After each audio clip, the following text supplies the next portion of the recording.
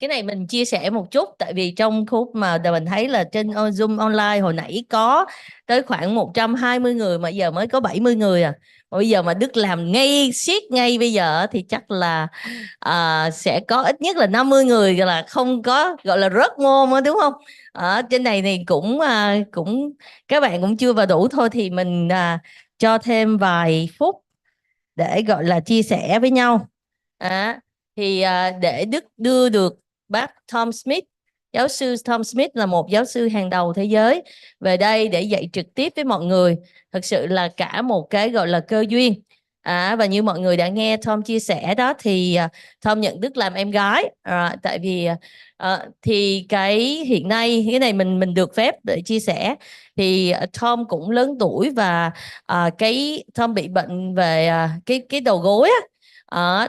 Thành ra là Tom đã mổ khoảng cũng hơn 1 năm rồi, nhưng mà để mà ngồi cả ngày như vậy á, thì thực sự là một cái nỗ lực rất lớn. Và trong cái tranh thủ mà 90 phút vừa rồi á, thì Đức đã thực sự, Đức với Tom cũng chưa có ai được ăn hết, mà Đức đã đưa Tom đi, nhờ thầy Phan Xuân Thắng đây giới thiệu, đặt lịch, thì đã đến cái trung tâm gọi là gì Thắng nhỉ? Trung tâm hỗ trợ người mù Việt Nam, để cho bác Tom được làm massage cái vùng chân. Tại vì hồi nãy lúc mà bác ngồi như vậy á, mà chân không cử động mà trong một khoảng thời gian buổi sáng như vậy thì rất là đau. Và như mọi người thấy là đi lại đường xá là đó, thì bác rất là đau. Thì cái này để mình chia sẻ, mình thấy là để đưa một cái tấm lòng của một nhà khoa học được gọi là được vinh danh là hàng đầu thế giới, nhưng mà đi một đoạn đường rất là xa, ở từ Úc về Việt Nam mà đang trong mùa này. Hồi nãy có bạn nào hỏi Đức là chị Đức ơi, bộ chị không dạy hả, bác Tom không dạy hả? Dạ thưa, Đức vẫn dạy, bác Tom vẫn đang dạy.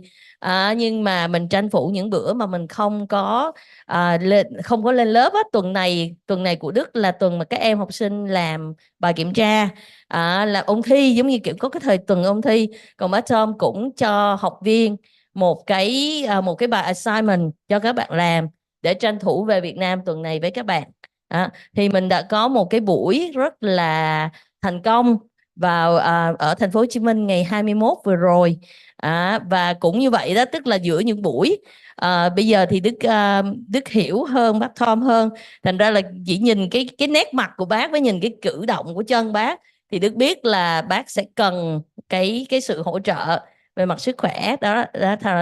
Để chia sẻ để mọi người biết là 90 phút vừa rồi cho mọi người nghĩ là Đức tranh thủ đưa bác để đi massage vật lý trị liệu, và bác rất là thích, bởi vì bác được các bạn, lúc đó mình tranh thủ thời gian mà, thành ra là mình có nhờ là 2 bạn khiếm thị luôn, thay vì bình thường là một người thì cho 2 bạn khiếm thị làm luôn. Thì chạy ra đó, xong chỉ kịp chạy ra đó chạy về, rồi sau đó thì trên đường đi thì cũng on the phone nhờ người này book xe, người kia book Grab, để cuối cùng giờ có một cái order nhỏ cho bác ăn trưa. Rồi thì bây giờ chắc là mình giao lưu một chút trong khi đợi bác Tom đang ăn trưa ha. Các bạn online với có đặt câu hỏi thì các bạn gửi vào khung chat nha. Rồi mình Thắng có muốn chia sẻ gì không? Thì mình sẽ giao lưu với nhau, học lớp, sinh hoạt lớp chút xíu trong khi đợi bác Tom. Vâng, chào tất cả các bạn. Thì mình xin phép tự giới thiệu lại một chút. Mình là Phan Xuân Thắng, Giám đốc Trung tâm Quản lý Đào tạo Bồi dưỡng thuộc Khoa Quốc tế Pháp ngữ Đại học Quốc gia Hà Nội. Là đơn vị cũng trực tiếp triển khai và chủ trì cái hoạt động tổ chức cái buổi talk show workshop ngày hôm nay. Thế thì trên tinh thần là IFI Đại học Quốc gia Hà Nội cũng là một trong những đơn vị cũng hoạt động cũng khá là lâu năm trong lĩnh vực về đào tạo và nghiên cứu từ năm 1993 đến nay, trong đó đặc biệt đi rất sâu vào câu chuyện về công nghệ thông tin và công nghệ thông tin ứng dụng.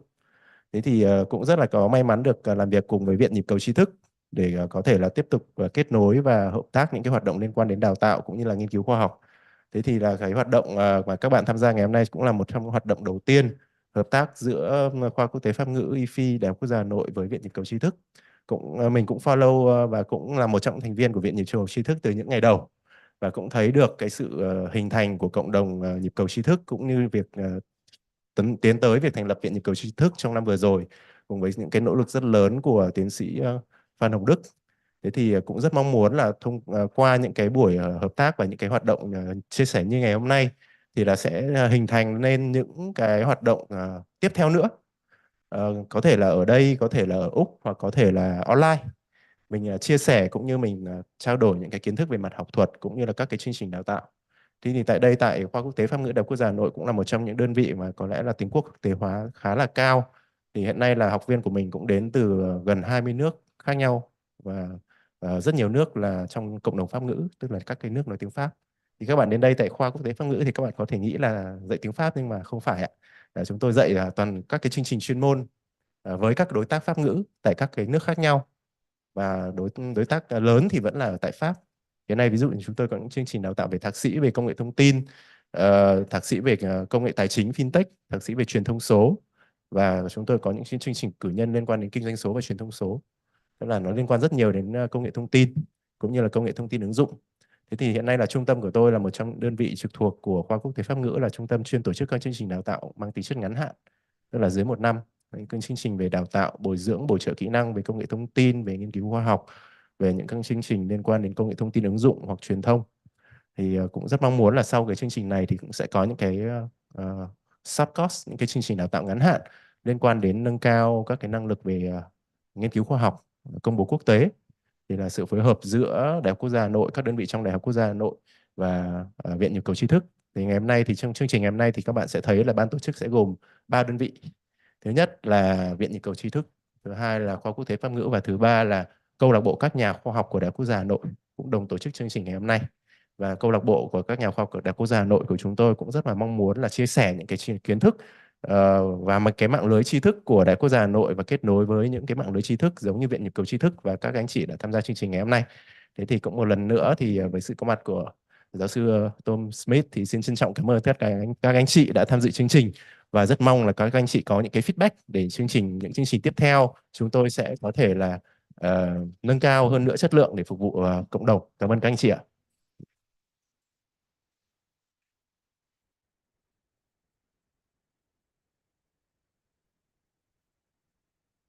Want to share the screen or you want to talk? First I go, hey JD.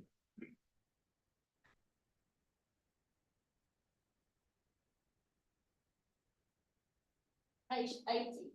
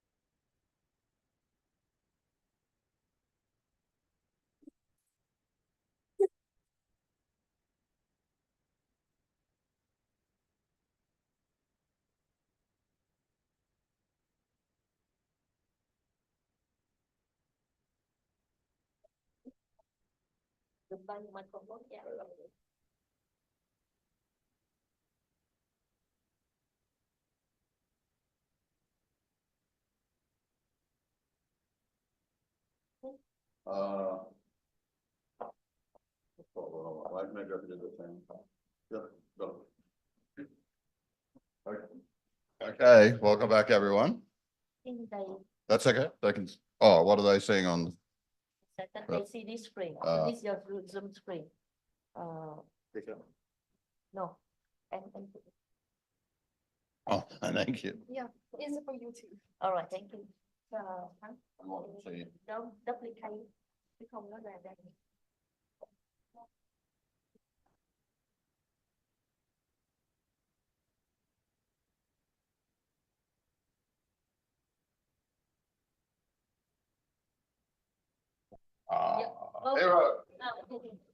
Hero. Okay, welcome back, everyone, and we're going to same approach as before. Well, we look at survey research.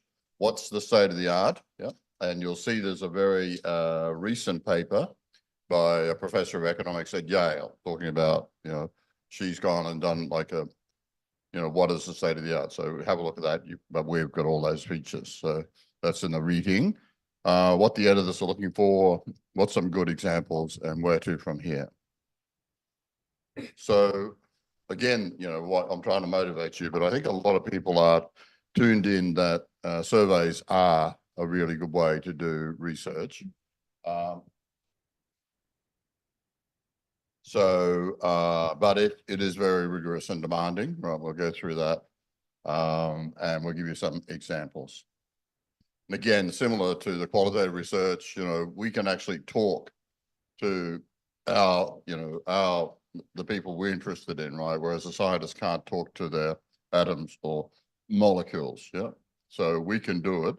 And in fact, some of the editors and presidents of the American Finance Association have realized that, and they themselves are writing articles, right? So survey research appears in the mainstream finance channels as it does in all the mainstream business journals. So it's formal, rigorous, and demanding. So I've got here, you've got to spend a lot of time planning, the 80-20 rule. So in carpentry, if you're a builder, there's a rule that you measure twice and cut once. I think everyone's heard of that. Measure twice, cut once, right? Because you can't undo the cut. Well, you can't undo the 10,000 plus people you sent the survey to. Well, I guess you can, but it's going to cost you a fortune, right? So this is not measure twice, cut once. This is measure 4 times, cut once, right? So you really got to get your preparation right. Yep. So a lot of people think that they can just go out and give a mass survey and that'll give them a lot of data they can write a lot of papers on, right? That's not true, right? The survey has got to be custom built for the research question you're looking at, right? It's only, and then you've got to tie the survey questions to the research questions, right? It's not as if you can just go out, ask a bunch of questions, get a bunch of data, and then write a heap of papers on. So type of surveys. Yeah, so basically we're talking about questionnaires. So they could be self-administered, in which case, the most common now is online on the internet. Someone might be old-fashioned and wants you to post out the questionnaire. And, you can do something like both deliver and collect it. Or it could be interview administered, right? So you're there reading out the questions over the telephone or even face-to-face. So one of the big things that the editors are looking for is you see these different ways of just doing the survey. So they're worried that the way you do the survey could influence the results. And that's called common method variance, right? And that's the number one thing on their radar. I'll show you an example. You've done this class, right? And, you're very brave to turn up for a whole day. And some of it is quite dry stuff, although I am wildly amusing. But the Asian people don't seem to laugh as much as the Western people. I don't think you quite get my humor. So you send me an email saying, Tom, I did your class and I'm doing this, this survey for my research. Can you fill it out for me, please? And I go, oh God, it's the last thing I want to do is to do a survey. But, as one of the students, I have to do it, right? So I have to do it, but I want to get it. I don't want it, if it's a long one, I go, oh, no, not a long one. But it should be as short as possible. So it's online, right? I click a thing and it's online. And you ask the question and I go down the responses. I'm going to tick the first one I see that seems reasonable. But you might have a couple more that were even better answers, but I'm going to take the first ones, right? And just about everyone will. It's a known bias, right? So what do you do about that? Well, you can mix up the order because it's online. You can mix up the order of the responses. So different people have different order. So that's one way. And you have to do these things in advance. They're called ex ante or in advance measures to combat common method variance. If you're on the telephone to me, and I'd love for you to call and I'd love to hear your voice, but you will go through all the options, A, B, C, D, E. But I'm going to have forgotten A and B and maybe C. So I will ask you a few times, oh, can you repeat A, B, and C? But then I'm going to have forgotten D and E. So eventually I'm just going to start giving either D or E. If one of the last ones seems reasonable, I'm going to give that as the answer, right? And everyone will. So that's a known bias, right? So what do you do about that? Well, if you're doing a telephone interview or you're sending out a questionnaire, you'd have to get the thing printed with the responses in different order. In addition, people are very kind-hearted. I don't know whether you notice. People are very kind-hearted. So they will try to give you what you're looking for. So if you make it too obvious what you're looking for, they will, you know, you'll get the results that you're looking for. So one thing to do is to change the order of the questions, right? If it's building up to something, and then it's the big reveal at the end, right? The shoe fits. So you don't do that. You change the order of the question. The other thing to think about is people really don't like dry questions, like all the demographics, you know, your age, where you work, all that stuff. Never lead with that. You know, never lead with that. Always have that at the end, because people might, you know, people can leave the survey at any point, right? That's part of the ethics of doing it. So have that stuff right towards the end. Have some more gripping stuff up front, right? The main thing that you're looking for. So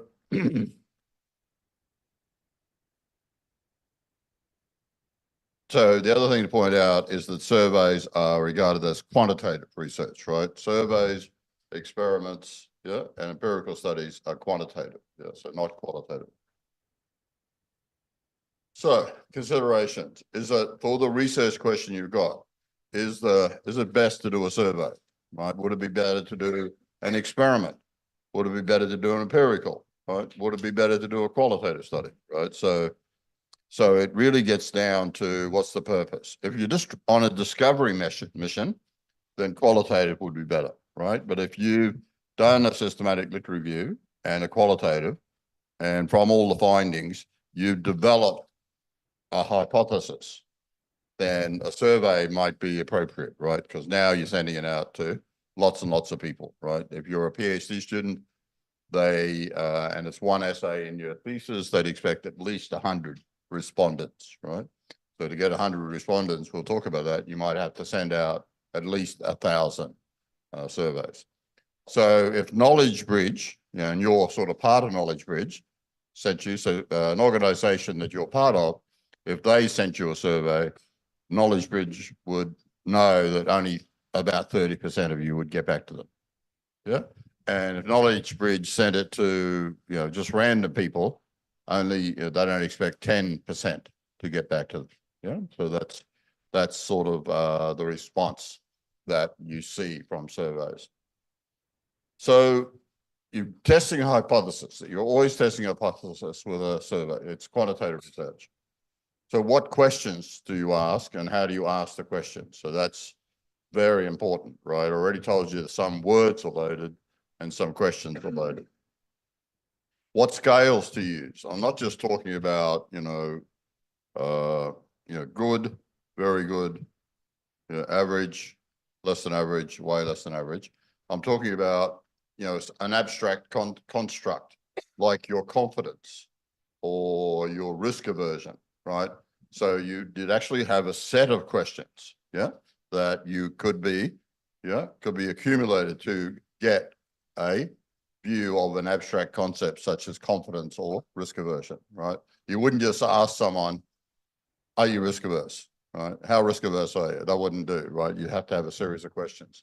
And normally you'd get them from a scale bank, right? And I'll show you where Professor Paul Spector keeps a website, and he has reference to all of the scales that have been validated, used and validated. What do you need a pilot study? Yes, of course you do. Yeah, of course you need a pilot study, right? So first try it out to some of the questions with your friends, and you'll first see that a lot of the questions, they don't understand what you're getting at, right? And so you understand it, but you're very close to it. So some of the questions, they just don't understand what you're getting at all. So once you're pretty confident of it, then you try it, with like, say 40 people, a pilot study, right? To see, and then you can see from the responses whether they get what you're getting at or not. So remember, you're measuring 4 times and cutting once, right? So when you go to do it, when you go to administer the survey, you've done these 4 iterations of work. So then what's the target population? How you got to sample it? Yeah. So a big thing here is they'll only expect 10%. It's going to the general public for response rates, and about 30% if it goes to your own organization members. How do you account for the sample selection issue? Because, there might be something very drastically different about the people that responded to the survey than a general population. And again, I think we talked about a gentleman called Heckman, who come up with a way to address sample selection bias, right? So you can look at the characteristics of the people who responded compared to the characteristics of a general population, see what the probability is they ended up in your sample, and then take that into account in all your statistical measures. And for that very clever idea, but also extremely simple idea, Heckman received a Nobel Prize. So, and all the time when you're measuring 4 times, right, you should think about common method variance, right? So is the way that I'm administering the survey or designing the survey, is that contributing to the result rather than what the people's actual views are? So again, changing the order of the responses, changing the orders of the question. The other thing is you might get some characteristics, ask the participants to list the characteristics of the thing you're looking for, but for outcomes, you might go to some other source, right? Some independent source.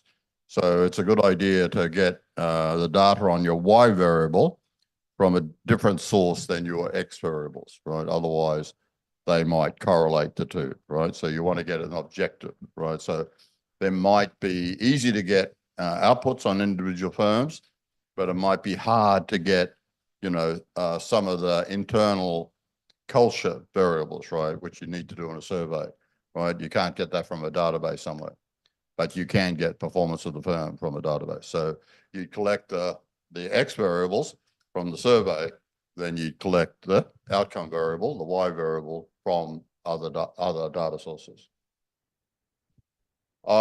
This is about asking the right question, and I don't know whether you're familiar with Hitchhiker's Guide to the Galaxy. It might be a generation or two too old for you, but in the Hitchhiker's Guide to the Galaxy, this very advanced race of people designed a computer to answer the ultimate question, the answer to life, the universe, and everything. Yeah. And the computer name was Deep Thought. And Deep Thought said, yes, okay, thank you for the question. Come back in 7 million years and I'll have an answer. So apparently this race were very long-lived. And anyway, they came back in 7 million years and they asked Deep Thought for the answer to life, the universe, and everything. And Deep Thought said, wait for it, 42. And the people were aghast. And Deep Thought said, well, you're not happy? I can see you're not happy, but you haven't asked me the right question.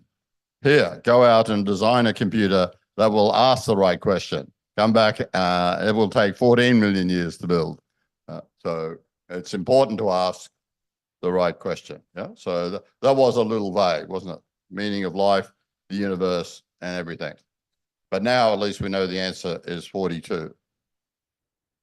Funnily enough, the guy that, how we're having this class in the Vietnamese National University, the man who was the vice chancellor, the president of the Australian National University, got a Nobel Prize for coming up with the speed of the universe, how fast the universe is expanding.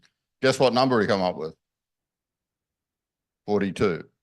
It's true. It's true. The universe is expanding at the rate of 42, something. Okay, and you know that some words are loaded, right? We already talked about invest, yeah, and debt, yeah? So you've also got to be very careful about strong negatives, right? If you say people shouldn't be allowed to do something, you might get agreement.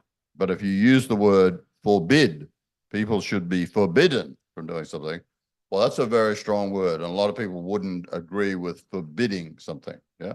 Not allowed, you know, you can break a rule, right? Most people break rules. They're not allowed. I wasn't allowed to take durian in the hotel in Ho Chi Minh City, but I did. But if they'd forbidden me, I mightn't have taken it in. That was very serious if they're forbidding it. So the other thing is personal versus impersonal wording. You may have designed this wonderful library and you wanted to see for all the people who come and use it, is it, you know, do they find it suitable? But you've asked the question in such a way that the person responding, you know, they think, well, it's perfectly suitable for me, but I'm worried about, you know, handicapped people and other people, right? So you want to get their personal views of whether, and you'll have you know, then you'll segregate the answers in terms of whether they're able-bodied, handicapped, or whatever. But because you've made the question impersonal, they think you mean for everyone, not just for them. So you've got to be careful with that. And avoid double negatives and multiple questions in one. We do that all the time when we're talking, right? So you've definitely got to avoid that. Okay, some examples of questions. What three? List up the 3 things you like about your job. Is that a very good question? Well, not really, right? Because we just looked at the teacher survey, right? We would have done a systematic literature review to see what the literature said about why people choose to be teachers. Then we went and did a qualitative study, and we would have formed a hypothesis, right? And that's why we're doing the survey, right? So we wouldn't be able to, we'd already have hypothesis that it would, the 3 things, yeah, the 3 things that we come up with. So we would say, you know, how much is your love of, you know, advancing the next generation of people? You know, how does that influence in very likely down to not likely? And how much is, you know, the working hours and influence and very likely not down. So we'd actually have the questions would be testing a hypothesis. Yeah? So that's what we'd be doing. So this is exploratory research. You should have done that in a qualitative study. What industry do you work in? Well, this is a demographic sort of question. Education, construction, health, automobile. Well, it's a very strange list, right? I would have gone to the, you can see that industry codes, each government will have an industry code. So it's probably either, you know, the broad one is say 7 or 8 industries, then there might be 15 industry codes or even 20 industry codes. So that would make more sense to use the standard industry codes. How often do you go to the shopping center? First week, once a week, fortnightly, once a month, less often? Well, you're not getting, you know, you're not getting all the information you can, right? I might go, the shopping center at Sydney is right next to the university. So I might get on the train, stop there, get a coffee at the shopping center, go to work, come back over lunch, get some lunch, yeah, go back after work, get some groceries. Yeah, so I might go several times a day, but this question is not picking up on that. Rate the importance of each factor. Well, you know, you should have some hypothesis, really, and it's a strange choice, isn't it? Carbon dioxide emissions, boot size, depreciation, price. You're leading them. I think you're leading them to say something about carbon dioxide emissions, right?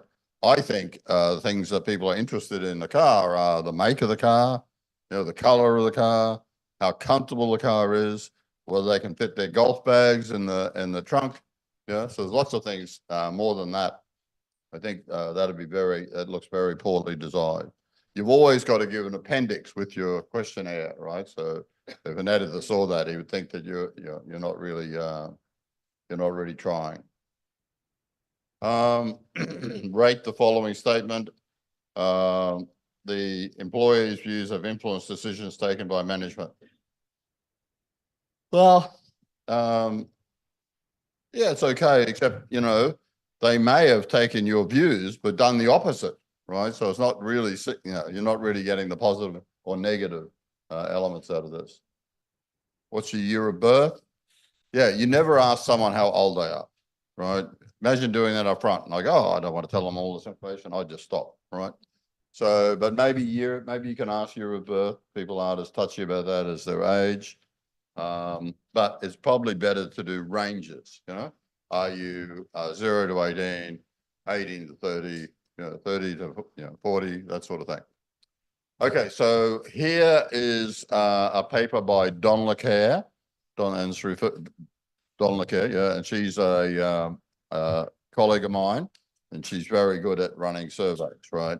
So she'll talk, in this paper, she talks about scales, all sorts of things. But here, this is a simple question. You know, you stayed in the hotel and they want to find out whether your bed was comfortable. So notice she has a lot more, you know, outcomes there than you'd expect, right? So first of all, it's 0, +1, +2, -1, -2, or should you say, rather than using numbers, should you have words like very comfortable down to very uncomfortable? Yep. So, but then she's also got a response that says, don't know. Why might it be that you don't know? Well, you may have flown to Hanoi specially to come to this workshop, and you're not going back to your home city till tomorrow, and you decided that you don't get to the big city very often, so you've got to stay up all night partying, right? So you don't know whether the bed was comfortable or not because you never got to lie in it. So you say don't know or not applicable, right? So you got to think about all potential, you know, because if you force people to put a response, you know, if you never tried the bed, you might just put a 0 there, right? Because you're forced to give a response. Scales, you can, things like married, single, never married, widowed. Do you like or dislike chocolate ice cream? Like, dislike? That's a strange question though, right? You're not really getting much information. What category of test best describes your knowledge about the services opened by the financial advisor? Completely knowledgeable to no knowledge. Guess that one's sort of reasonable. Yeah. Interval scales, how long, they always ask you this, how long you lived at your current address. You've got to provide information up to 10 years or something. So 1 to 3 years, 4 to 6. So that's not bad, right? Yeah. So which of the following categories does your age fall? It's better to do this. Oh, the thing that's wrong with the first one is you may have lived in the current address for 30 years, right?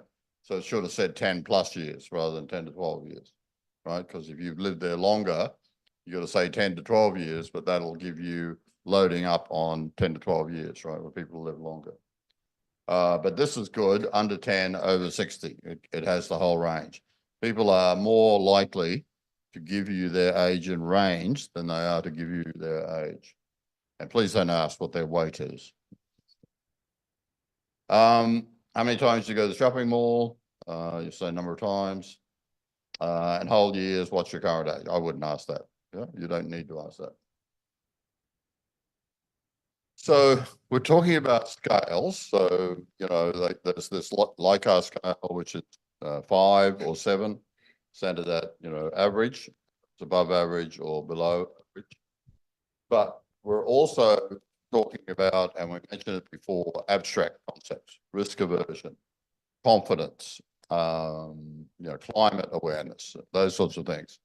So what you can do, you know, some scales have been used a lot and have been proved to be reliable and valid, right? So this Professor Paul Spector is a great go-to place, right? You go there and he has, you know, not only his own scales, but he's got a library of where you can go to get scales that other researchers have come up with. And all of these have been validated. So you'll find things like confidence, self-efficacy, stress, coping, environmental worry. You know? So it's a series of questions that are aggregated to measure this abstract confidence. Does anyone know what self-efficacy is? It's this.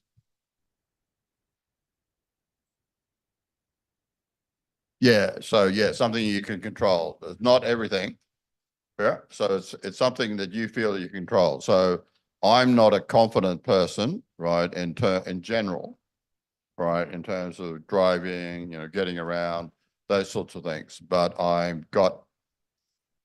have self-efficacy in teaching people how to do research, right? And that one thing, I feel extremely confident, right? So if you measured my confidence level versus performance, you'd get the wrong idea, right? But if you measured my self-efficacy versus performance, then you'd be right on the money, right?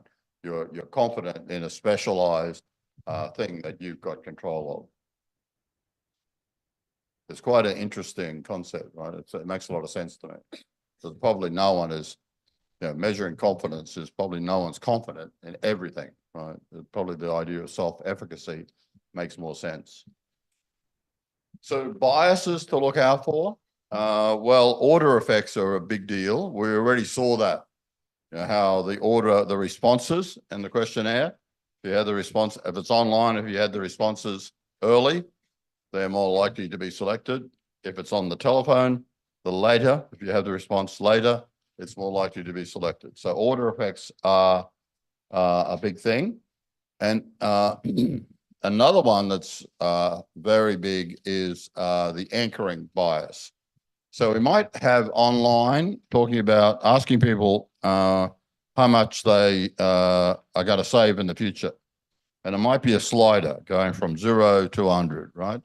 And the slider is set at 5%.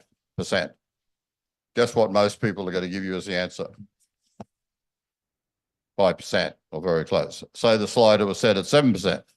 Guess what answer most people would give you? 7%, right? So the idea is to mix up where the slider is initially at. Now, how prevalent is this bias?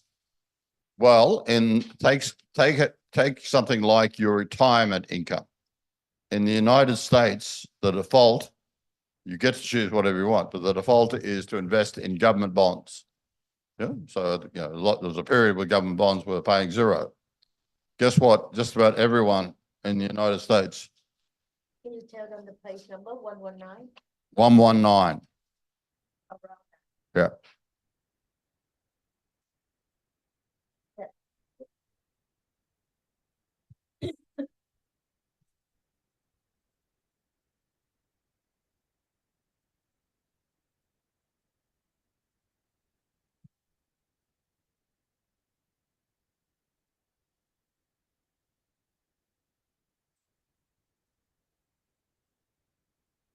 Do you know the page number for bias? It says 119.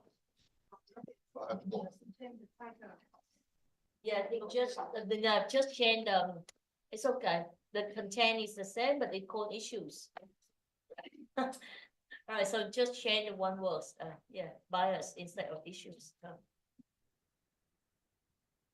119. Okay. Yeah, page 119.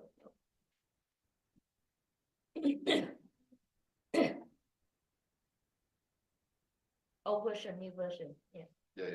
Yeah. Yeah. Yeah, 119, everyone. Yeah.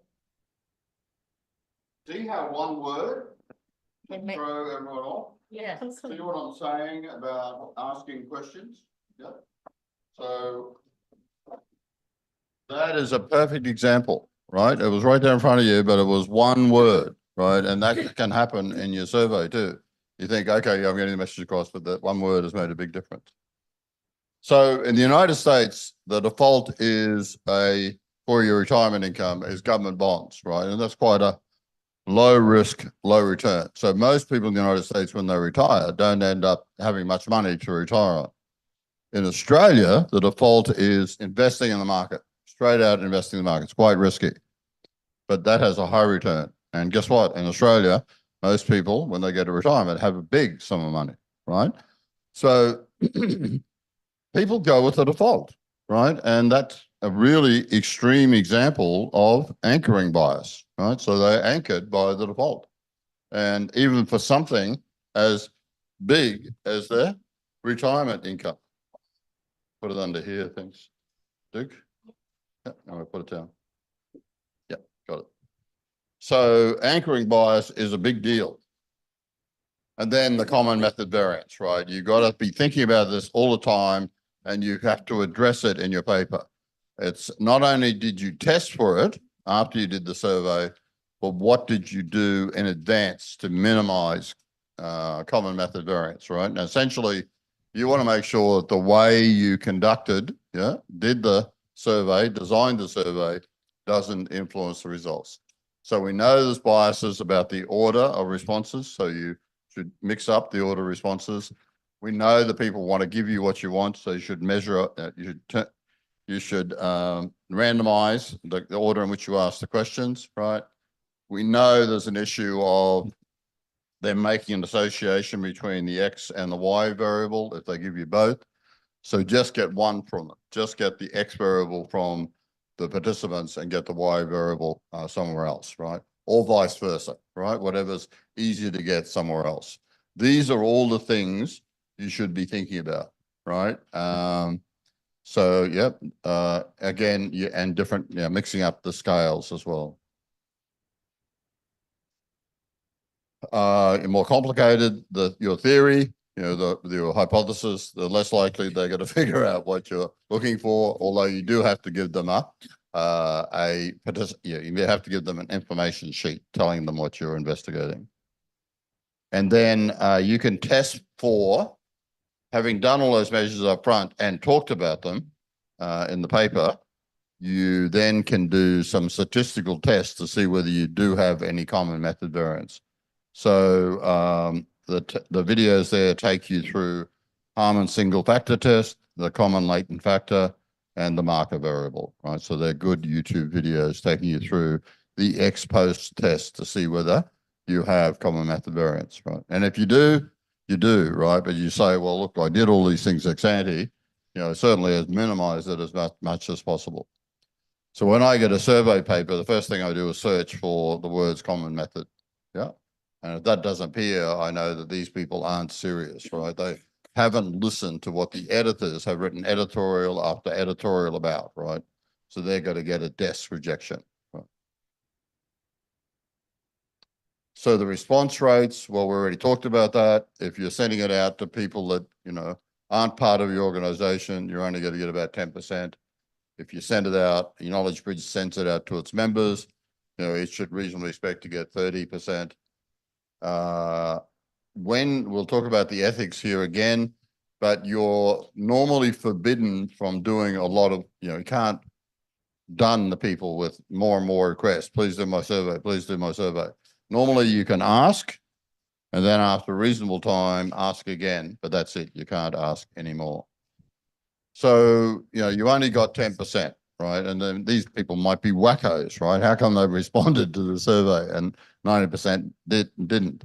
But what you can do is you've captured some of the characteristics of these people.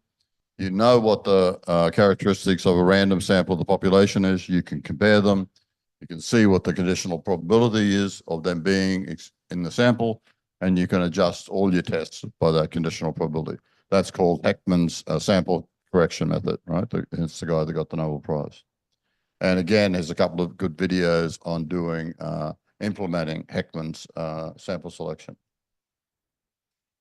How you got to collect the data? Well, online is easy. It's all done for you. But you could be, administering over the phone or mailing it out. So you yourself could collect the data, find the survey respondents.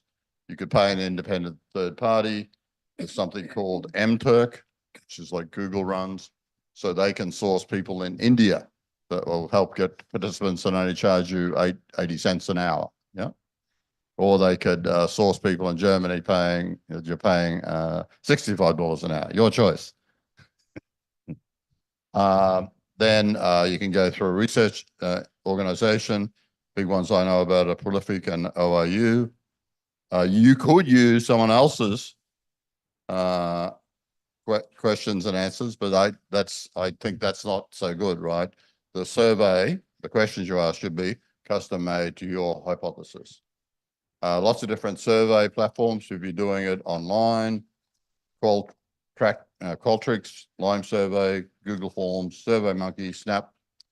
It probably got to depend on which of those platforms your university or business has a license for, right? That's what you're going to use. And then how do people respond? We already saw that. Yeah. Mainly now it's online. You send it out in the mail, it'll be paper. But people are more and more using mobile phones too for these sorts of things. So again, you need to have ethical approval. So this time we'll talk about, we talked about Yale, and they are running their teacher learner experiment. Now we're going to look at the Stanford guard prisoner, right? So all of the people in this were participants. They were randomly chosen, Stanford students, and then as they were going, they signed up for this, but then a couple of days later, as they were going to university, they were like picked up, put a bag over the head, picked up, taken to a basement, and they were randomly assigned to be prisoners or guards, and the basement was set up to be a jail.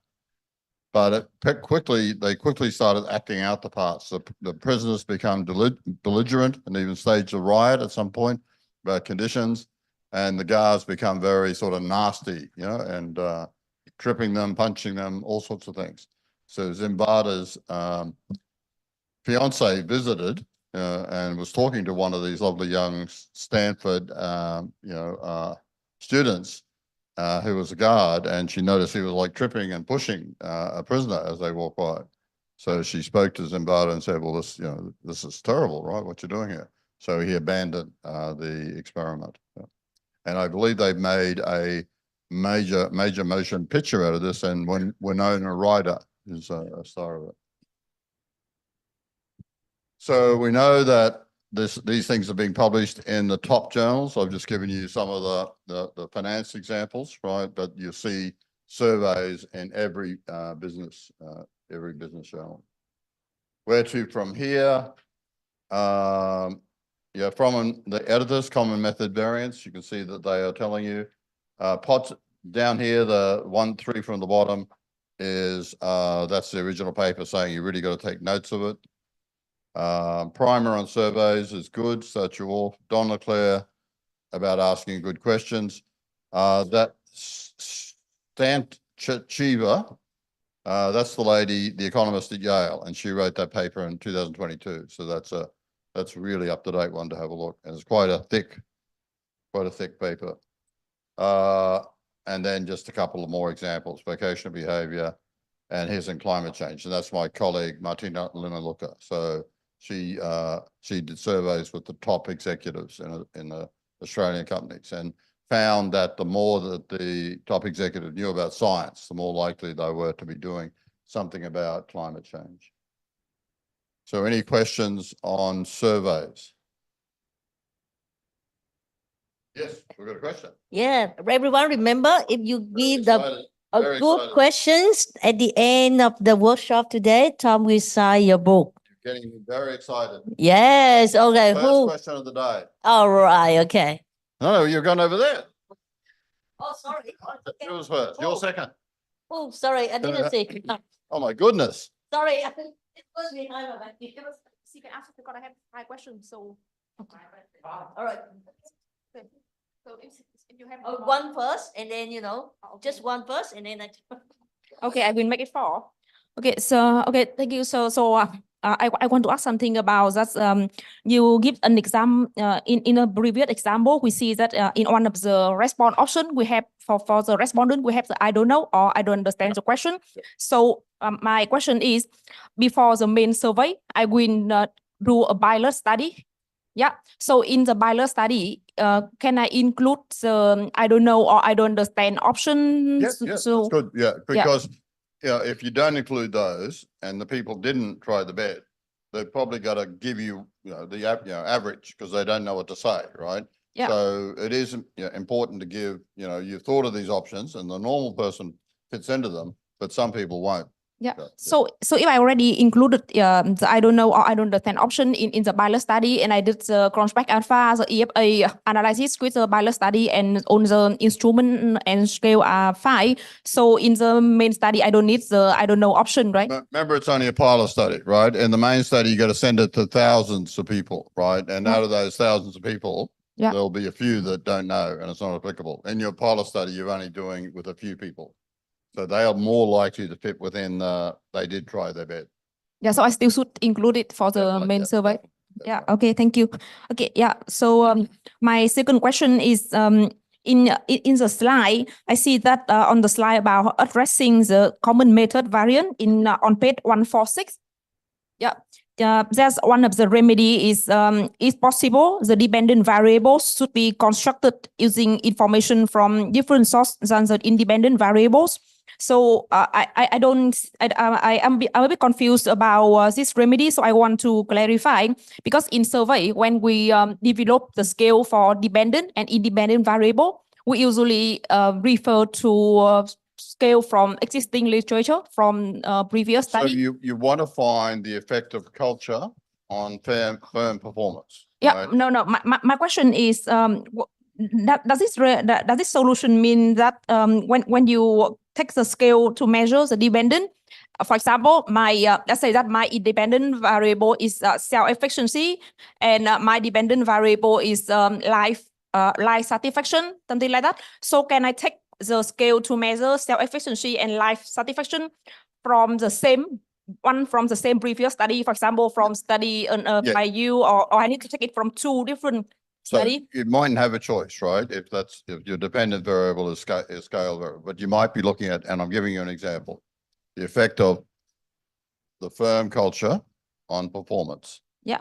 You can get performance of the firm from other sources, yeah, from publicly available sources, right? But you can't get the things that make up firm culture from public. So you use the survey to get the information on firm culture, yeah?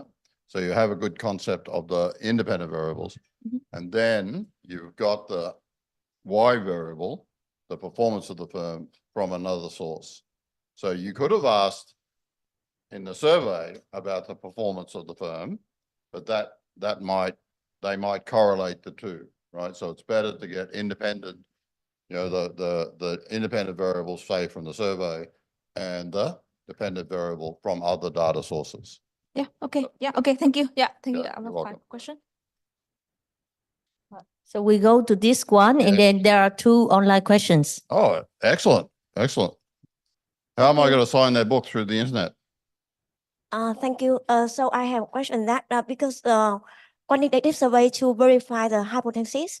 So what is the minimum of number sample that we got to enough to verify the hypothesis? So this is, are you talking about how many questions do you need to ask to measure an abstract concept? No, I mean the minimum of sample response.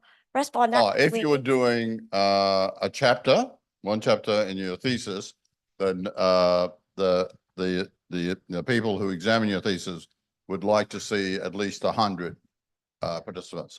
If you were doing an article as a senior researcher sending it to a journal, they want to see thousands of respondents. Yeah.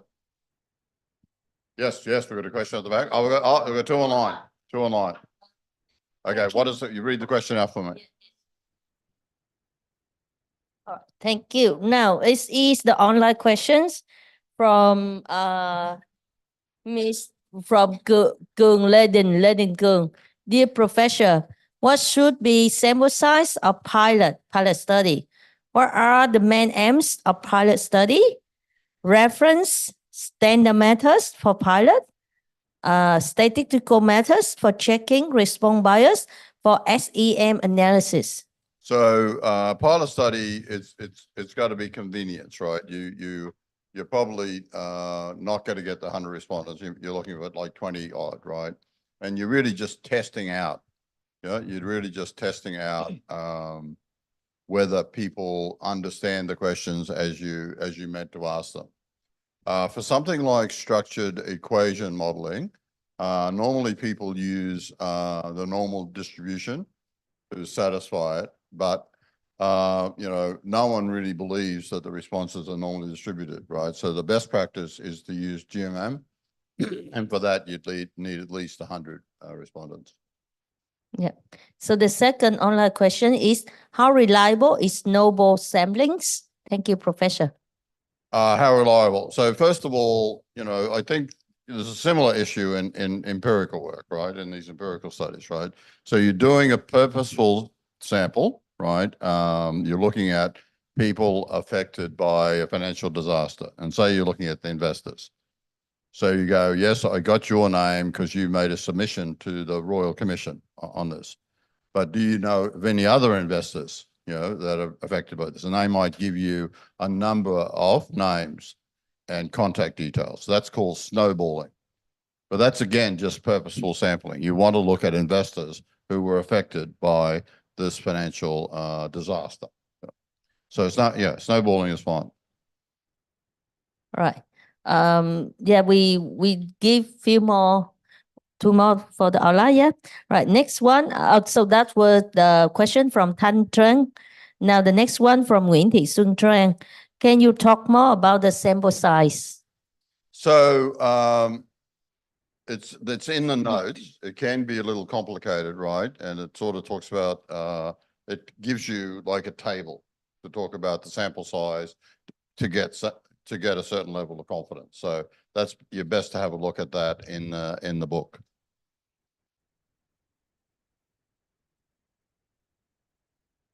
All right. Then the last online question. Then we move to the offline one. Is it from Nguyễn Bích Diên An? Is it a must to have a conceptual framework when doing qualitative research? So not qualitative research, right? Definitely you need a hypothesis in doing a survey. Qualitative research, you could just be, a voyage of discovery. Yeah. You're trying to find out, what's the deep thinking behind actions that puzzle you. And on the basis of your findings, you might come up then with a theory or a hypothesis that you could use for testing in the survey, the experiment, or the empirical work. We've got someone up the back here. I think she first. Yeah. Okay. Thank you, Professor. In the qualitative data analysis, you got the question, what major factors leading to teaching? So you got the respondent nearly 400. So how can you deliver the question to the respondent? So it's not the interview, right? Yeah, that was interview questions. Yeah, that's the interview. So is you interview nearly 400? Well, I think it was 100 plus, wasn't it? There wasn't 400. Oh. Well, there's only 400 responses there. Sorry, there's only 100 plus responses there. I didn't list all. 399. Yeah. So that's. So the interview. Yeah, maybe that was a survey. Yeah, maybe that was a survey. It must be the survey. I think so. Wouldn't be interviewing that many people. Yeah. So first, if we think about the interview like this, so the minimum respondent should be 400. Do you think so? So for you, if you're doing your PhD and the survey was one of your chapters, it'd be okay to have 100 responses, right? Because they understand you've only got a limited amount of time and resources to get respondents from teachers. So you're sending out to teachers or the Vietnamese National University, with your professor's name, is sending out, but to people, teachers, you don't expect a 10%. So you'd have to send to, 1,000 teachers to get 100. Yeah. Thank you. So after we receiving the respondent like this, and you categorize that like 5 most important factors, and then you make the survey to the large number. Yeah, that's right. Then you can be massed to everyone in Vietnam, and you maybe get the education department to partner with you. So then you might get, everyone might respond, right? Because the education department sends it out, then you expect a response rate of 30%. I got it. Thank you. Thank you. No, let's do one online questions. Okay. Yep. Person up the back's been very patient. Yes, thank you. All right. From Thị Xuân Mai Nguyễn, could you share with me some techniques to minimize bias in the interviews? In the interviews. Yeah. So in the interviews, it's really workshopping the questions, right? But there will be some people will tell you fibs, right? But that's why you do the triangulation. That's why you look at their, you do observations. That's why you look at the documents, right? They're the things to minimize the bias, right?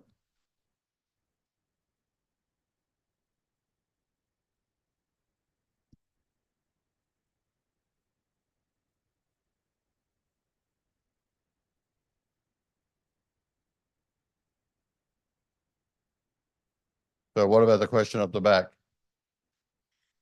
Okay, so I have several questions. First is when I did the research, normally to find the variables, it would be cited back to the previous or former research, but not all the time you can find the variables that already appear in the previous research. For example, in the business situation, when you want to find which will impact this business is going up or going down. So what is the best way that you can find out the variables? So if you've done a systematic literature review, you'll know what the other variables used, right, in the past have been. If you've done your qualitative research, right, and interviewed the businesses, they might tell you something different to what's in the literature, right? And so then you could think about adding those variables, right? Because they come up, the real business people talked about it, and they probably got a better handle on things than the academics, right? So you can include those in as variables to see if they affect your outcome variable. On the other hand, you might have your own theory, right? You may have developed your own theory from a combination of the qualitative findings and the systematic literature review, which leads you to believe that there's a certain combination of variables, right? Or an interaction of variables, right? So internal and external factors are important, but there's some interaction of the two of them. That might be your contribution, right? And how are you sure that the variables is enough?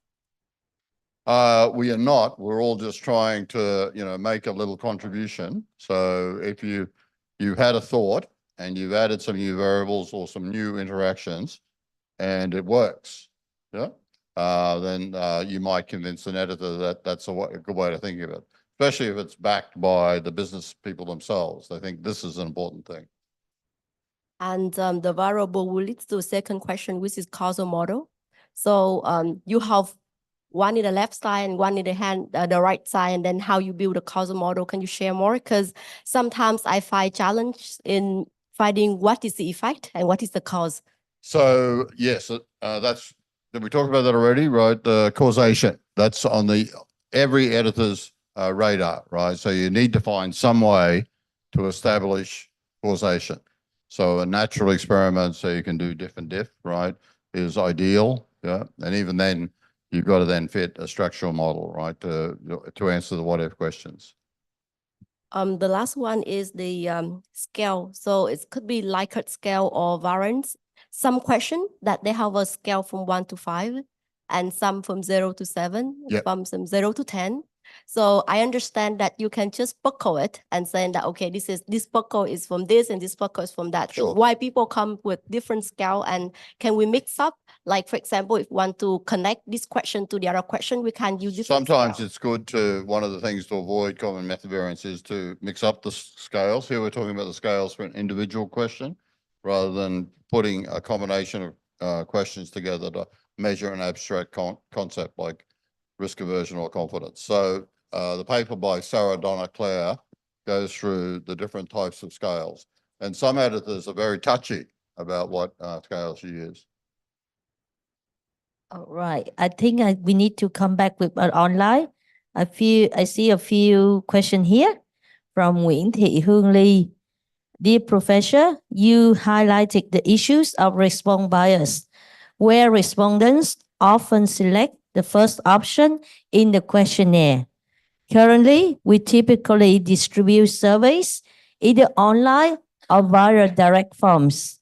Could you suggest any methods to conduct large-scale surveys that effectively minimize errors and reduce the likelihood of unethical responses? Yeah, so if it's online, the provider that's doing the sample can automatically mix up the order of responses and mix up the order of mix up the order of the questions themselves being asked, right? If you're mailing it to someone, then you have to have pre-printed the responses in a different order. So that makes it more difficult, right? The old-fashioned way. You do, if you're mailing out 10,000, you do 100 with, the responses one way. Next 100 with the responses another way, right? Next 100 with the questions another way. So, but it's a messier, you can see how doing it by mailing it out is a lot messier than online. So I think that's one of the reasons why the online is dominating, right? The doing the surveys. Last question from online. Dear Professor, I read from your slide that it would be pending tasks to file a questionnaire items, news constructs for studies. Would you please share more about the reasons? So I missed the first bit. I don't understand as well. So they said that, All from the slide. from the slide, it would be pending tasks. Pending, like, outstanding. Pending. Yeah. Yeah. So coming up with your own scale for an abstract concept, right? Could be like a paper in itself, right? You're the person to come up with a scale for, I don't know, imposter syndrome. Yeah. Where, you're scared that, you're a fraud and someone's got to expose you. So, you're going to have to, somehow or other design the questions that lead to this abstract concept, right? And a scale for it. So you're going to have to sort of know whether people are suffering from that or not, right? So, there'd be a lot involved in coming up with your own unique scale.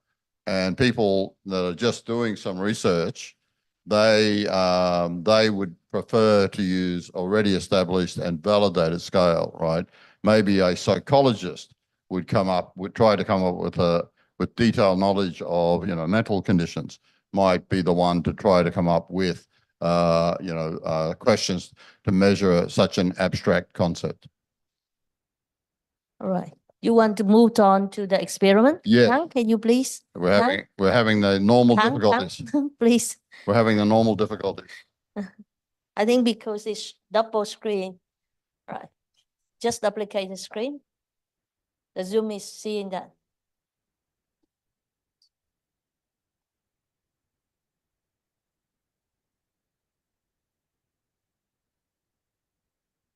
Yeah, display testing and duplicate. Right. Perfect. Excellent. Okay. We know that causation is a big issue, right? And it's the number one reason that we have experiments, right? Because you can take, endogeneity out of it, right? You've got an artificial situation. The only exogenous shock is the one you've made. You change the X. You have a treatment group, and you have a control group, right? And you see the effect on the outcome. So what's the state of the art? What are the editors looking for? What's some examples? Where to from here? So again, this research methodology was graced with a Nobel Prize, Daniel Kahneman and Vernon Smith. Yep. So they both got Nobel Prizes, and other people's work in experiments was also noted. These people down the bottom got Nobel Prizes as well. So why people are so excited about experiments is it's another way to show causation, right? You may not be able to find the natural experiment in empirical work, empirical study, to convince an editor that you've got causation. But then you could go to the experimental lab and do it. Yeah. So that's a reason why, for example, in medicine, the experiments is the gold standard, right? You give everyone a new drug, you give everyone a pill, but only some of them are receiving a new drug. The others are just receiving what they call a placebo, something that has no effect. So you have a treatment group and you have a control group, and you see if there's any difference, right? And that's just like the different right? Treatment, control, time.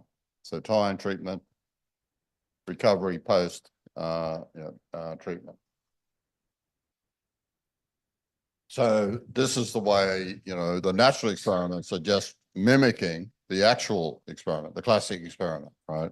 So the different is what they do here, right? You have time, that's when the treatment is given. And then you have the treatment, those that get the treatment versus those that don't. And then you have the interaction of the time and treatment. So it's an artificial setting, but it enables you to show causation. That's how all the medicine works. So here we're looking for randomized control. We split the population into two groups. They're all looking for work. One of them gets an intervention, where maybe get, some tips on how to, interview. The others don't get, and then you look for, does the group that gets the treatment, does it perform better than the group that was the control? Yeah, that's a classic design, right, in business. So, the Nobel Prize winners this year in economics got it for institutions and how successful your country is, right? So, but if you wanted to do, you can't go out to do, different countries and say, look, I'm going to give you strong institutions, I'm going to give you weak institutions, and we'll wait 50 years to see what happens, right? You can't do that. But you can do a natural experiment where some countries actually did have strong institutions and some had weak, and you can see what difference it made. But unfortunately, in that situation, you can't control all other factors. Yeah, you can see that there's a natural, difference in institutions, but there's lots of other factors, right? That's why it's sort of sometimes cleaner in the laboratory. So, laboratory is low realism. The subjects are aware of the participation. It's short in duration. Field experiment, actually doing empirical work. It's high realism. There's many, though, extraneous variables that might affect. So, you could get killed on what control variables you include. You, as an experimenter, have no control, whereas you have high control in the laboratory. Field experiments can be very expensive, but quite cheap in the laboratory. So there's some of the differences. So again, you need hypothesis. This is not exploratory research. You want to do exploratory research, you go and do qualitative, right? What's the deep reasoning behind, why you did what you did? Selecting your sample, assignment of subjects to the different treatments or control, and then manipulating of the independent variable. So do this course, do this mixed methods course. This is your treatment. And now we look at your research productivity after the course versus the control group that didn't do the course.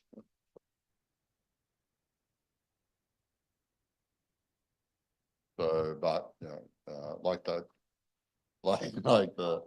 placebo, we'd have to have a placebo group somewhere where the presenter is just talking gibberish as opposed to what I'm doing. So they don't know whether they were the treatment or the control.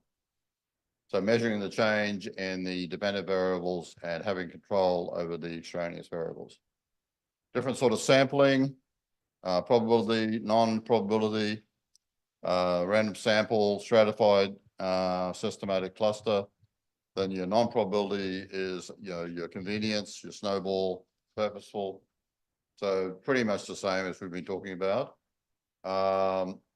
Sample is important. Dow Corporation came up with a new lubricant for engines, and they wanted to give it a stringent test. So their sampling state was Florida.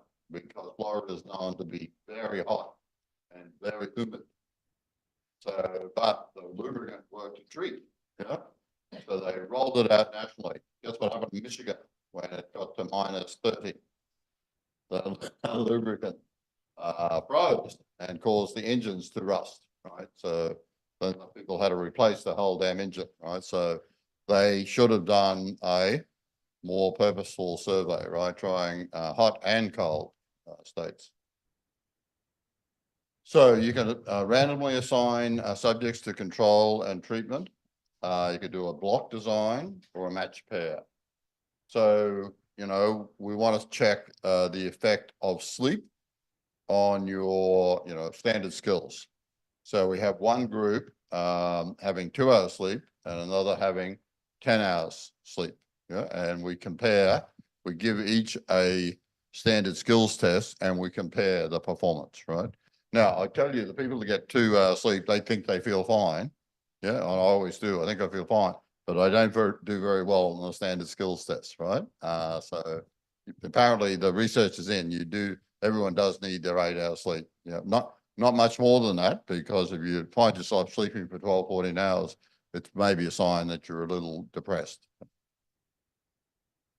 So the question is, what's the control group, right? In this one here, I had different students, right? But should we match them?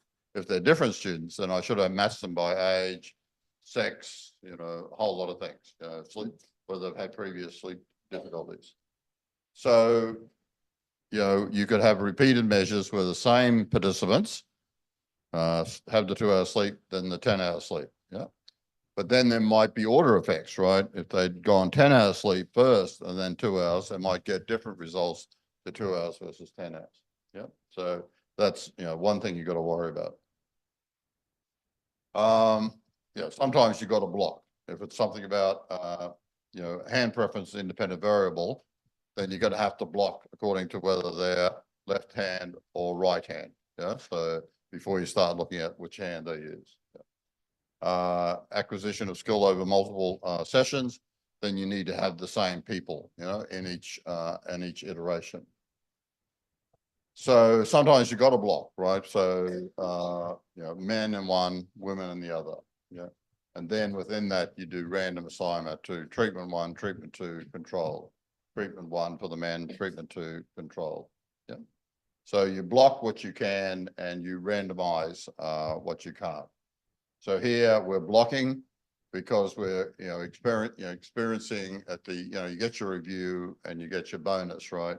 So, you know, you just get it comes in, you did great, and you're getting $100,000 bonus, or we're not happy with you, we're on the verge of sacking you, you don't get any bonus, right? But the feedback, one group, you know, gets feedback, the other doesn't, right? One group just gets the result. But we've blocked it in terms of new employees and continuing employees, right? So that's a way to block. And then you, some people get the feedback and sometimes they're the controls in the treatment. So the match sample with the sleep study, we'd use different, right, students, but we would match them on age, gender, and any other sleep issues they may have had. And that's typically what is done in medical trials, yeah, drugs, etc. So you're able to manipulate the independent variable, right? So you have great control over that.